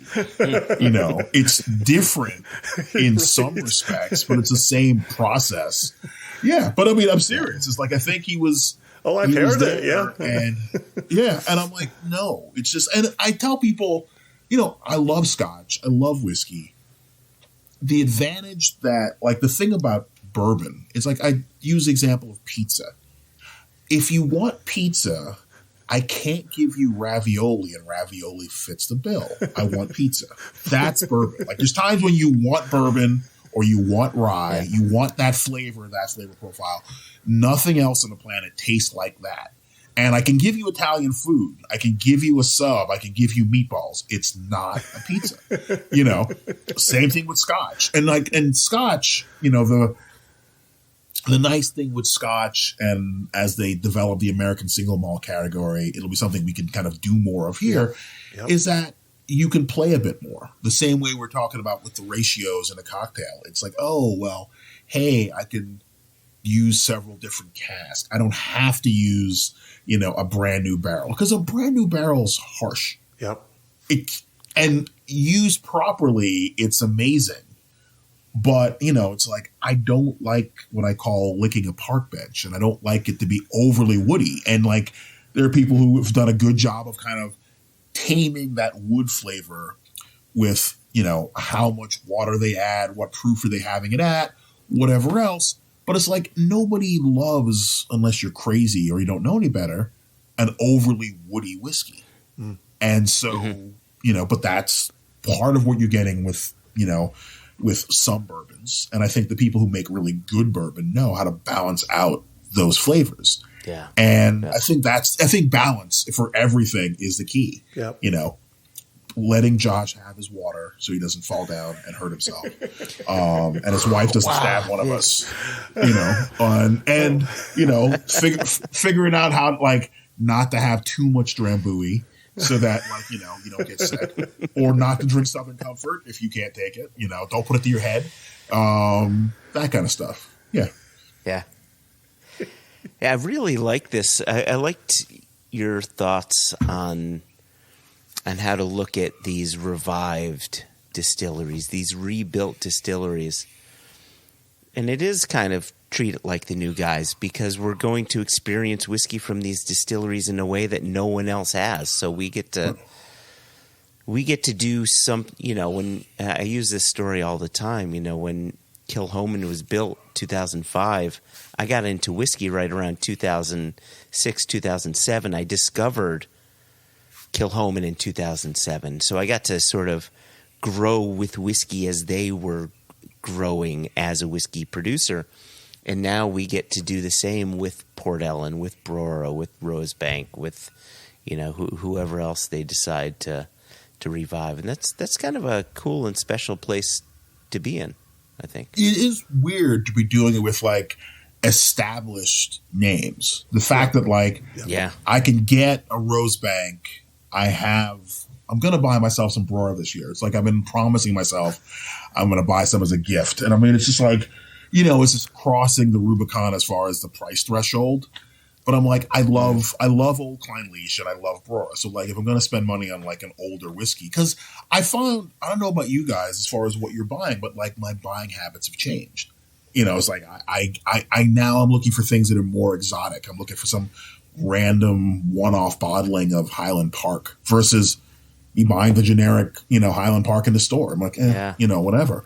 And something that somebody told me early with craft whiskeys, which I imagine is going to play out with the revamped or relaunched whiskeys, is that, you're going to be paying for them to get better is what it really is. It's like they're going to put out their release and you're going to buy it and drink it and love it. And, we're going to comment, whether it's to them directly, to whether it's on the web, whether it's to our friends, and they will tweak what they're doing based on that feedback. But it's weird thinking that these are established names. You say Brora has a history, but this is new Brora. It's like there's a kind of like break from like the Brora of the 80s to this Brora. Yeah. And I expect them to do a great job.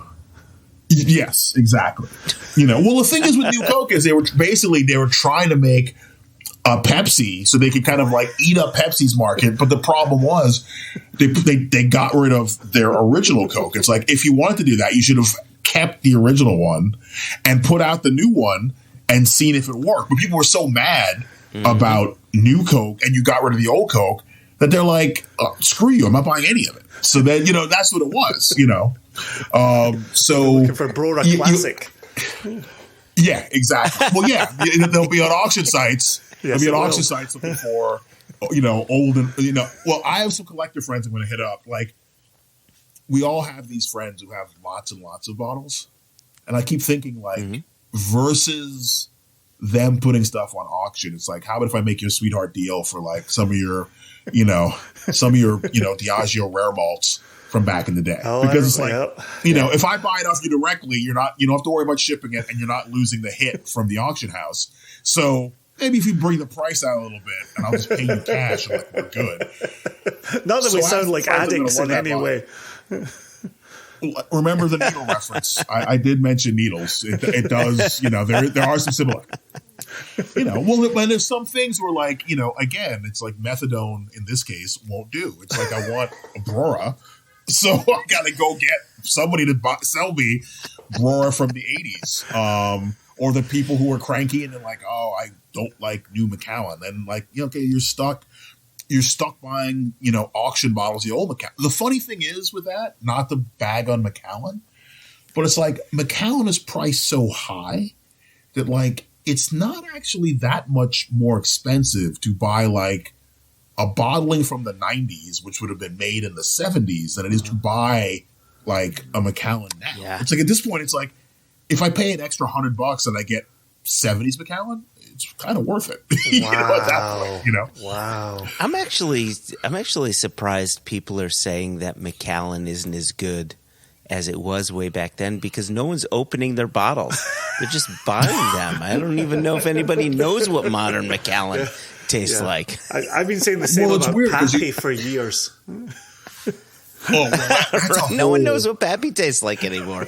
Well, that's a whole other thing with that. It's like, I mean, here, we'll let the dirty secret out. Like, if you're buying modern Pappy, it's not the Pappy everybody was crazy about, because it can't be. You know what I mean? It's like, okay, it's yep. Exactly. It's not Stitzel. It's like, we know this, but it's like, okay, so you're paying crazy money. You're paying thousands of dollars for Old Buffalo Trace, really? Okay, enjoy that. I'm gonna go buy me my old Brora for less. That's the crazy thing, is I'm gonna go buy Brora from the 80s for less money than you're gonna spend for Old Buffalo Trace. Yeah, that's not to knock Buffalo Trace, but I'm like, you see, there's no Buffalo Trace 20 on the shelf, right? Uh-huh. You know what I mean? So yeah. But yeah, I have my ones I want to get, and that requires the auction houses and needles and or friends who collect to allow me to buy from them, because there's a certain magic time with whiskey where like the people who are 10 years older than us, the whiskey lake hadn't quite receded yet, and brands are giving away whiskey. Like, you look at what the rare malt releases were and how cheap they were. Like, oh my gosh. Here, Insane. 18 and 20-year-old scotches, and those things were like, what were they, 60 pounds at the time or something crazy? And they were like bourbon strength. Like, these weren't like, oh, it's 90. It's like, no, this will take the friggin' enamel off your teeth. You know what I mean? And it's like, yeah, I love those things, and they're not around anymore, so I have to overpay to get some. But that's the kind of stuff I'm interested in, you know? Yeah, the trouble but it for costs me, money. When those were coming out, I was just getting into whiskey. And so for me, my journey started in 96. And seeing those hit shelves, I was just starting to learn about pricing. And the pricing then was so much more than what you could otherwise buy. But in hindsight, the price was ridiculously cheap for where it has gone since. Hindsight. And it's all of that. It's so painful to look back and think, gosh, we were tasting those in our Aberdeen University Whisky Society, and those were kind of end of night pours where you got up in price, and you were like, oh gosh, I can't believe we're drinking 60, 70 pounds here. Like, gosh, this is a lot of money. Yeah. And now you'd be like, please, like, whatever. Like, Right. Well, that's my hope with hitting up my collector friends. I'm like, they bought them at those prices. Oh yeah. Yeah. The ones I know, they have money. They're not, so like for them, there's probably some like that not dealing with the hassle of an auction house. And don't get me wrong, auction houses provide a very useful service, but like, there's probably some way to reasonably have a transaction where everybody's happy. They're getting way more than they paid for the bottle. I get a bottle I would treasure, and I would tell them, I'm like, listen, I will open it up in front of you right now. Like, it isn't going to the, I'm drinking it. So, if you want, like, let's open it up and let's have a dram right now. And then I'm taking it home open and I'm going to drink it slowly.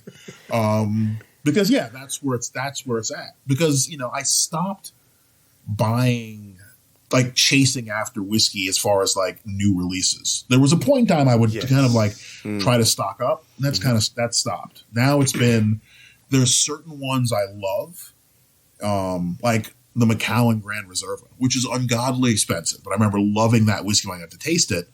I don't know if there'll ever come a point where I'll drop the money to buy one of those. Because, again, like, that's Brora money. Yeah. I could spend that money on a Brora or an old Klein Leash or something. Maybe I'd do it there. But I certainly enjoyed that. If a bottle like that dropped into my lap at the right price, I would get it. But that's what I'm looking to get, like that kind of stuff. I don't need 50s releases. I'd love that, like, late 50s, early 60s Lefroy. But again, it's like same thing. It's like, but what's stupid is, expensive as that thing is, that's still probably cheaper than somebody buying like the Pappy 23. And I'm like, you do know there's a qualitative difference, right? Crazy. Yeah, like this thing is actually old. It is. They're very rare. Actually old. Yeah, with history. Yeah, and not that the Pappy doesn't, but you're looking at decades ago whiskey. Yeah. Well, to the point where, like, again, the guys at Lefroy, like, we can't make this. That's why I want to have a little bit of it, and to share it with my friends, like, not to hoard it, to give my friends some, so they can taste it or we can talk about it. And because that's the fun part of whiskey. Like, it's not hanging around getting drunk. No, like definitely some people would make that assumption. I'm like, no. It's like we sit and we'll talk about, like, going to distilleries or cool trips or amazing bars or like something that you had that blew you away. And keep in mind, we drink whiskey all the time for like a whiskey to catch your fancy to the point where, like, it blows away other whiskeys. Because, what? You figure we drink 100+ new whiskeys a year? We're certainly tasting them because somebody's here, Kurt, drink this, You guys are out. Right. You guys are doing samples for your own concerns, for the things that you work with. And there's still things that stand out within that are so much of, like, I get free whiskey, I will go buy that whiskey. Or I will spend extra money to get this, whatever it is, You've inspired me to get you out of here on a different question than we normally get people out of. Because of this history thread, normally we'd get out on the future, but because of this history thread, I'm actually going to put the Mark Watt question to you, because you just said it a second ago, which is, we have whiskey alcohol carries flavor, and so we drink and enjoy and share this alcoholic beverage. Mark Watt's question is, if we could get whiskey to taste exactly like whiskey tastes without it containing any alcohol, would you continue to drink it? I imagine I would, but I would probably drink it less. Go on. You know what I mean? Like you want the flavors. Like, I mean, the thing that's tied together with all of it is that, like, you're having a good time with your friends. Alcohol is a social lubricant. You like the flavor, you know, but it's like, I like the flavor of certain juices. I don't drink them all the time. I drink them on occasion. I drink them sporadically. I like certain sodas. Like, I like the taste of Coca-Cola. I drink Coca-Cola, you know, maybe like 12 of them a year. Like, because I'm like, I know it's whatever. I figure I'll take the risk for alcohol. It's like, so this goes to me and non-alcoholic cocktails. I get why they exist. And I understand it's like totally valid reasons. I personally don't like them. Not that you shouldn't have something to drink. In one of my books, I did all these infusions. So I'm like, oh, there's cool things you can do where they look like cocktails. They don't have any alcohol, and they serve a dual purpose. You can either don't use water, use alcohol, and you have an alcoholic cocktail, or use water and you infuse the water and you have a non-alcoholic cocktail. They look roughly the same, but they taste different. But for me, I guess it's me being lazy is what it really is. Like, I go through all this effort and then there's no alcohol in it whatsoever. I'm like, it reminds me of, like, in the 90s, one of my roommates from grad school, his cousin, no, he was getting married. And I think it was might have been in Mississippi. So me and another friend, me and Rich, drive to Mississippi. We get to the wedding and we find out the wedding's dry. I'm like, wait a minute. I drove 1,500 miles for a dry wedding? Are you crazy? You know, so it's like, I remember, like, literally, like, eating the food, and I had fun at the wedding. And I found me some old juke joint, like, literally down the street, and sat there and like watched a boxing match with these old guys and drank whiskey there. Because I'm like, the wedding was nice and I had dessert, but I really wanted to have a drink, and I drove this far and I got nothing. So you know what? I'm going to the juke joint and hang out with these old guys who I don't know, but we're gonna have a good time. And you know, we had the social lubricant. It worked out. That was the thing. So. That's a thorough answer. I like that a lot. We haven't asked that question of anybody in a while, and it just seemed the perfect time for it. So thank you for engaging with us. This has been tremendous, Kurt. Of the times we've hung out together in New York and at Old and Rare, I haven't had a chance to sit and talk to you for an hour and 20 minutes, uninterrupted by anything else. You know, what happens is that we hang out at Old and Rare. Well, there's all that whiskey distracting us.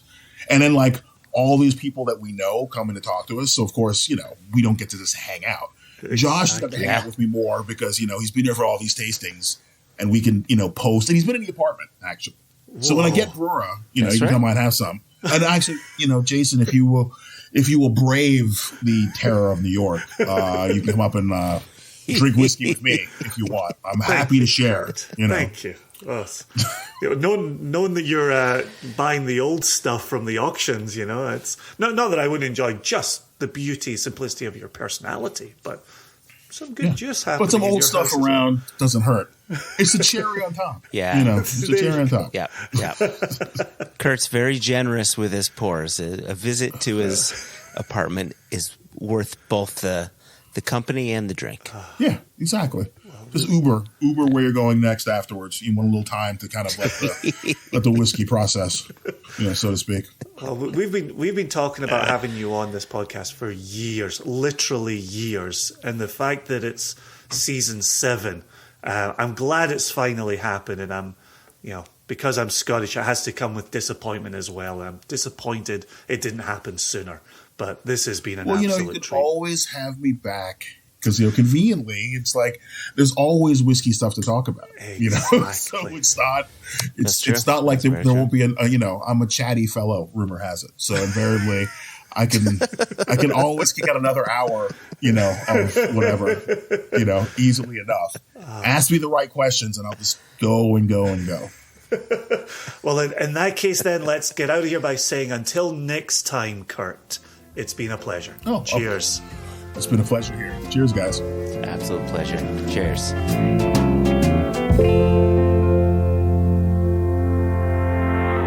As you rightly said going into the interview, we don't get to see Kurt enough in New York. Mm-hmm. And we have an open invitation.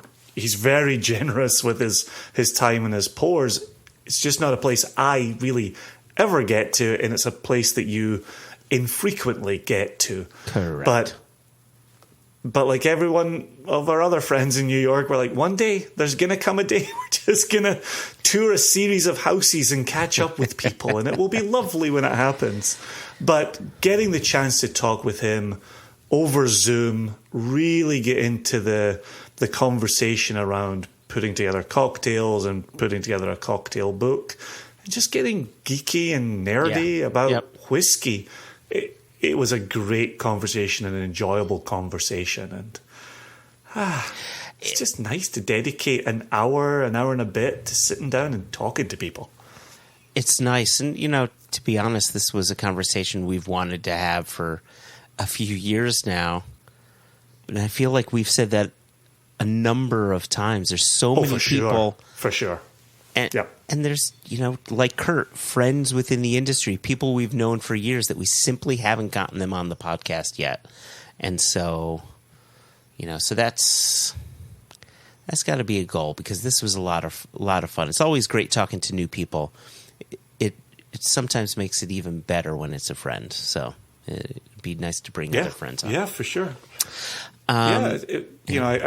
Again, it's nice to know there's still a list of people we want to talk to. 7 seasons into this, we're not at the end of the list. And there's new people making it onto that list all the time. All the time. Listening back to that conversation, and especially when we were focusing on the cocktail portion of the conversation, mm-hmm. I was reminded of a cocktail video I saw just this past Wednesday. And I think the kids shorten that nowadays. I think it's just a cock vid. So you saw a cock vid. Go on. Oh, we got a cock vid. It came through on the Snapchat. Yep. I'd show it to you, but it's gone. That's where 40-something-year-old men should not be. But continue. Fucking hell. No, I think it was on Instagram or something like that. But listen, backtrack. It was a TikTok on Instagram that I got through Snapchat. Right? Is that how those things work? Yeah. I think I read it in the newspaper. Oh, in the Daily Gazette. Yeah. Haida, you told Haida over the breakfast table. Haida, I've just seen the most interesting cock vid in the newspaper. Did you pick up today's periodical? So the and is my soup ready?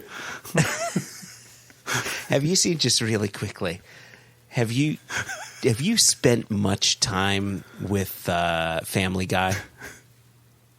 Back in the day, not in the last decade, maybe. There wasn't. This is a slightly older episode where Brian the dog starts dating a much older woman, a human woman. Do you remember that? That is back in the day. Yep, I've seen that episode. Yep. And she's like, it's sick in bed or something, and he's like, oh, I've got these keys for you. Where would you like me to put them? She's like, put them over there on the veranda. The what? The Davenport. The what? The Cleveland, just all these random words. The sideboard, for that thing. Oh my gosh. You can leave my apartment key on the Davenport. Here? No, the Davenport, the Chesterfield. On this? No, does that look like a divan to you? Here? Leave them on the shiffer robe. You know what? Just take your keys. I don't know what the you're talking about. All this. That was a great episode. So good. Anyway, the cocktail I saw is such a great cocktail for, like, today we had a high of 82. It's currently 77, unseasonably warm. Mm-hmm. And this seemed like the perfect cocktail to hang outside with friends and a fire. And there's no whiskey in it whatsoever. There's no rum in on. it. Is it time for the news? You ready for this? You got to chill a beer mug. Oh, God. And then you put a bottle of Miller High Life. Top it with an ounce of Campari or a similar bitter. So I don't use Campari anymore because I found out it's not vegetarian. So I use another brand. And so an ounce of that and then an ounce of grapefruit juice. Fucking done, man. That is like refreshing in a glass. Why are you laughing? What's going on? You wouldn't do that? Yeah, you're not allowed to drink that cocktail in Texas because it sounds like an abortion. That is a disaster. That sounds absolutely horrific. I think would not Judge thank you for Kaczmarek that. would agree with you on that one.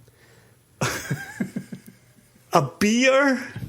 Specifically Miller High Life, which is the champagne of beers. A grapefruit? No, what did you say grapefruit juice? Chill your mug. Then put in a full bottle of Miller High Life, the 11.2 ounce bottle, whatever it is. And then an ounce of Campari or a similar bitter liqueur. And an ounce of grapefruit juice. Give it a quick stir. Drink it with your mouth. Okay. Yep. Okay. So once I started repeating that back to you, I realized that I'd misheard you saying grape juice. Oh, that was the third component. It's actually grape juice. It's an ounce of Manischewitz.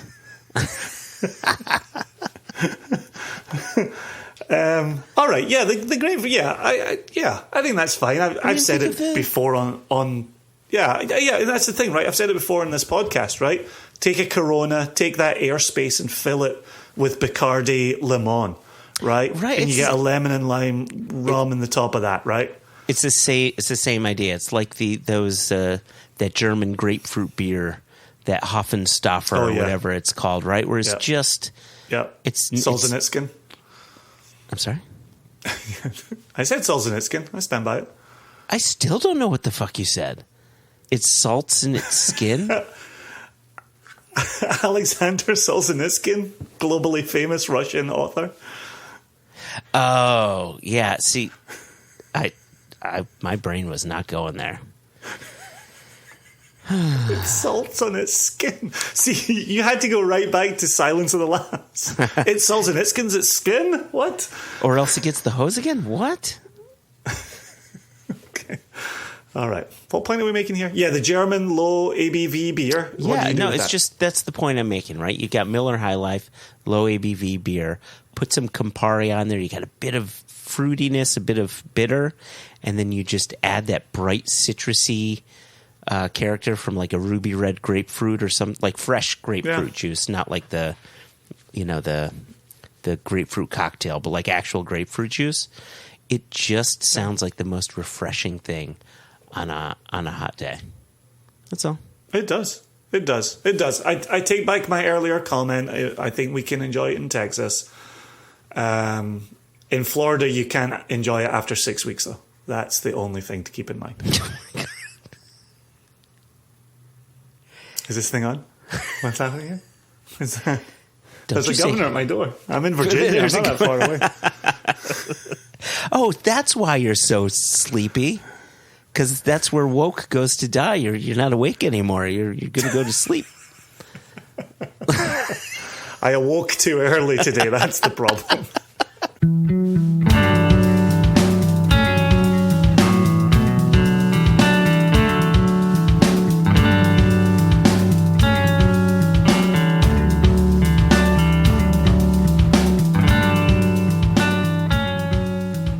Listen, we have the tiniest bit really lost the plot. Yeah, we did, didn't we? Oh, well, that's fine. We have just a little bit of news to share. Not a lot, but I think it's important news. But seeing as it's just a small bit, we don't need to bring in the paper boy. If there are any Singlecast Nation members who are listening and happen to be in our private Facebook group, you will have seen this. But Jess Lomas, our lovely Jess, has been shopping around the latest ROW release, Rest of the World release.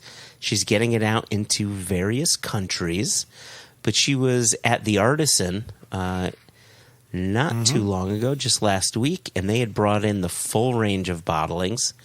So if you're in Scotland or you're planning on going to Scotland and you're in or around the Glasgow-ish area, definitely check out the Artisan. Check out the Mathers who are supporting us, which is really fantastic. Thanks news. to them. New partnership. I almost squealed just like seeing those new bottles, the new labels, and they brought the bottles in immediately. It really warmed my heart to see that happen. Yeah, other stores coming along as well. You'll get to see them at Tyndrum, which is formerly the Green Welly. Yes, the Whisky Exchange, TWE. A new small independent store outside Glasgow as well, Spirit of Alba.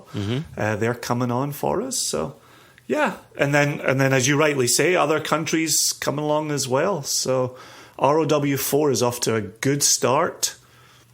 It'll be in the wild near you soon, unless you live in America. You're not going to see it. No, you're not going to see it. But you can ship it from a UK retailer if you so desire. There you go. We received a number of emails, and there's one that I wanted to bring in. It's somewhat apropos to how we opened this conversation because we were talking about barley. We brought up Matt Hoffman's name. And this email came in from our friend James Foster. Dear James. Dear James. And the subject says, Matt Hoffman, Pete, and a missed question, right? Again, back to what you were saying before. Oh, you listen back and you're gosh. thinking, oh, he should have asked this question, and then boom, it gets answered or it gets asked. James is pointing out that he had a question he wanted answered, and we never brought it up. So let's see how this goes. Okay. So it says, as usual, I enjoyed the last Padcost episode with Matt Hoffman. As usually, he could see your geek and raise it. No doubt there. None at all. But there's one question regarding the deep wet peat I wished you had asked. And the question is this, quote, when you dig it up, what do you think it is? What do you think the question is? When you dig up the peat, insert question here. What do you think it is, Jason? What fills its place in the ecosystem? Oh, I like where you went with that. My question, I think, more aligns with what James is asking here. What does it smell like? It just smells like mud. However, James goes on. He says, here's why it matters. All right? Uh-huh. In the episode, someone said that everything, quote, down there is dead. And then in parenthetical comment, he says, easy, Joshua, easy. He says, and so nothing rots. And James says that that's incorrect. He says the vegetation is dead, and that's what you're harvesting. And the bacteria that break down plant material, butter, and bog people are dead. But there is a rich ecosystem of anaerobic bacteria, including methanogens. Methanogens make methane, a greenhouse gas far more potent than CO2. The carbon stored in the vegetation is released when you burn the peat, but carbon also comes out in the form of methane when you just dig it up. Another parenthetical comment. He says, we should be using more sheep shit for our peating, like Peter Bignell at Belgrove Whisky in Tasmania. Cheers, mate. He continues. He says, so if the harvest smells like rotten eggs, that Methadone?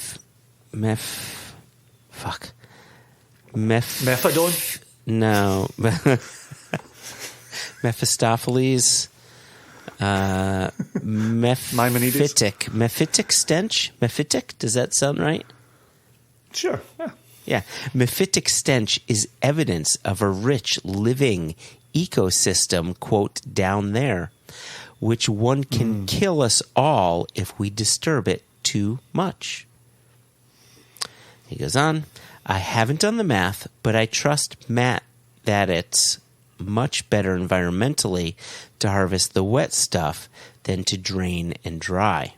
But it ain't free. Utopian solutions are as rare as unicorns and worm tub episodes.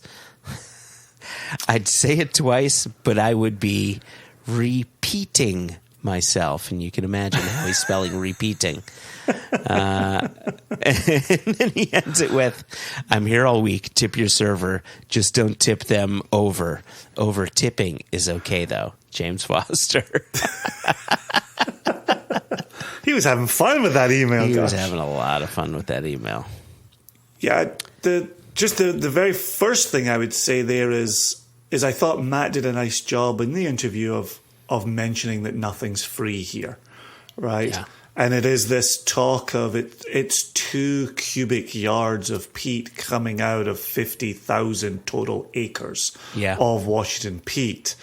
It's not free, but it's a small number. So I'm not disagreeing with James. I'm not disagreeing with the importance of preserving peat bogs. And then this is the conversation you and I keep grappling with. I had this conversation at VDC again today, is this is a luxury product. We don't have a right to use the peat. It doesn't, it's not helping anybody's survival. Like, we're making a choice that we like the flavoring that peat brings to the table. And we're trying to find a way to have that enjoyment with minimum environmental impact. Yep. So James is spot on. Nothing's free. Matt's spot on. We're using a small portion of this. The good news for James, and again, we can certainly ask Matt the question, but I've never smelled any wet peat of any form that had an eggy smell to it. Then it just simply must mean that you haven't dealt. If you haven't smelt it, then there's no way you could have dealt it. I cannot believe I walked into that whole cloth. Oh my gosh, you're so proud of yourself right now. That felt so Oh my good. gosh, check one up in the Josh column. Hold on, you hear that noise again? That's me. Oh, That's me boy. patting my own back. Oh boy.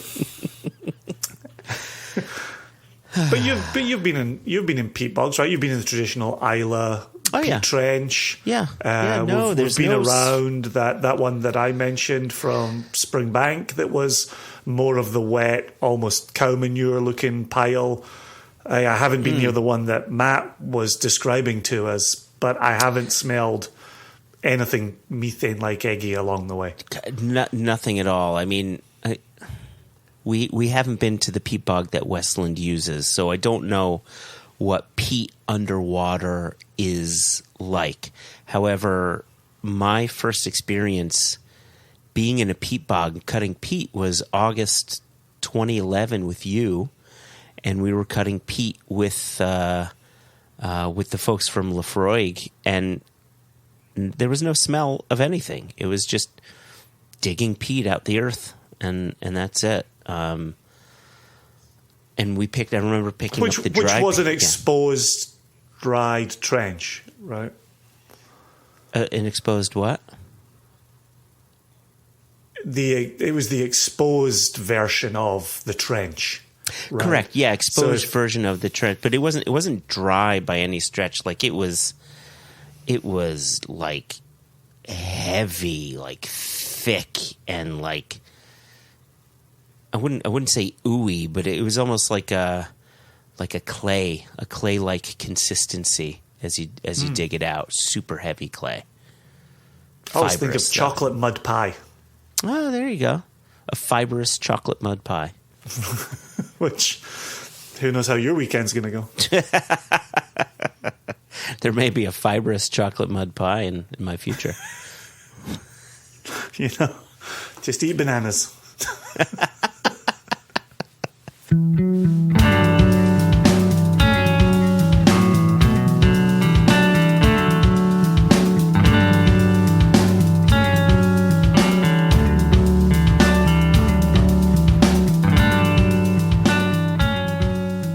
All right, Jason. I think we may have reached the end of the Padcost. Of the listener's patience. So I'm going to raise my glass. I'm actually going to pour a little. Did we say what we're pouring? Yes, we told people. We never did. We did Did we not. not? I've just been sitting working through this dram for the recording. Yeah. All right. Well, we each have a little bit of our Dalyuan 9-year-old in the glass, and I'm just going to pour a little bit more in there so I can raise a glass to you, raise a glass to the listener, raise a glass to Kurt Maitland for Indeed. being a wonderful guest. Thanks as always to the Ice Cream Man, to James Foster for writing in. Oh, you know what I wanted to say too, Jason? I noticed on Apple Podcasts, we're getting more and more reviews showing up. You know, like a number of stars, right? 5 stars, 4 stars, that kind of thing. But we haven't received any new, like, actual reviews that we could read. And so, if Written you're reviews. written reviews. Thank you. So, if you're a listener out there and you've rated the podcast on Apple Podcasts, please go ahead and write a review. We'll read it here online. We'll give you a nice little name check. And if you haven't already reviewed the podcast on Apple Podcasts, please go ahead and do so. 5 stars is much appreciated. Pop your name in and do a written review, and we'll read it. We always love reading those. So that's it. That was the last thing, Jason, that I wanted to say. That was solid. Yeah, I love it when we get those little written reviews and a little chance to read them and a little chance to enjoy them. And it's nice when other people pat us on the back and we don't have to do it all ourselves. Yeah, it's a bit less masturbatory when you do it that way. Yeah. Although we do read it out loud on our own podcast. So it's still a bit masturbatory. Yeah, how would you say? Would you say masturbatory?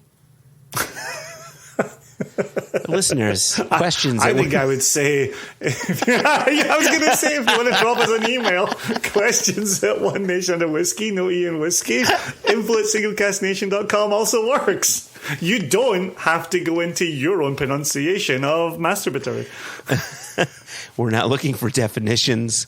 We're not looking for anything that would show up on Snapchat. We just want to know your pronunciation. Good God. Oh, my gosh. This is safer when we're drunk. Fucking hell. All right, Jason, I raise my glass to you, to the listener, to Kurt,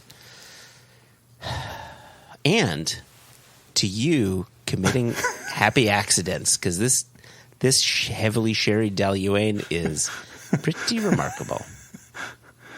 I thought we were back to masturbatory again. But anyway, let's get out of here. Cheers, Jason. Cheers.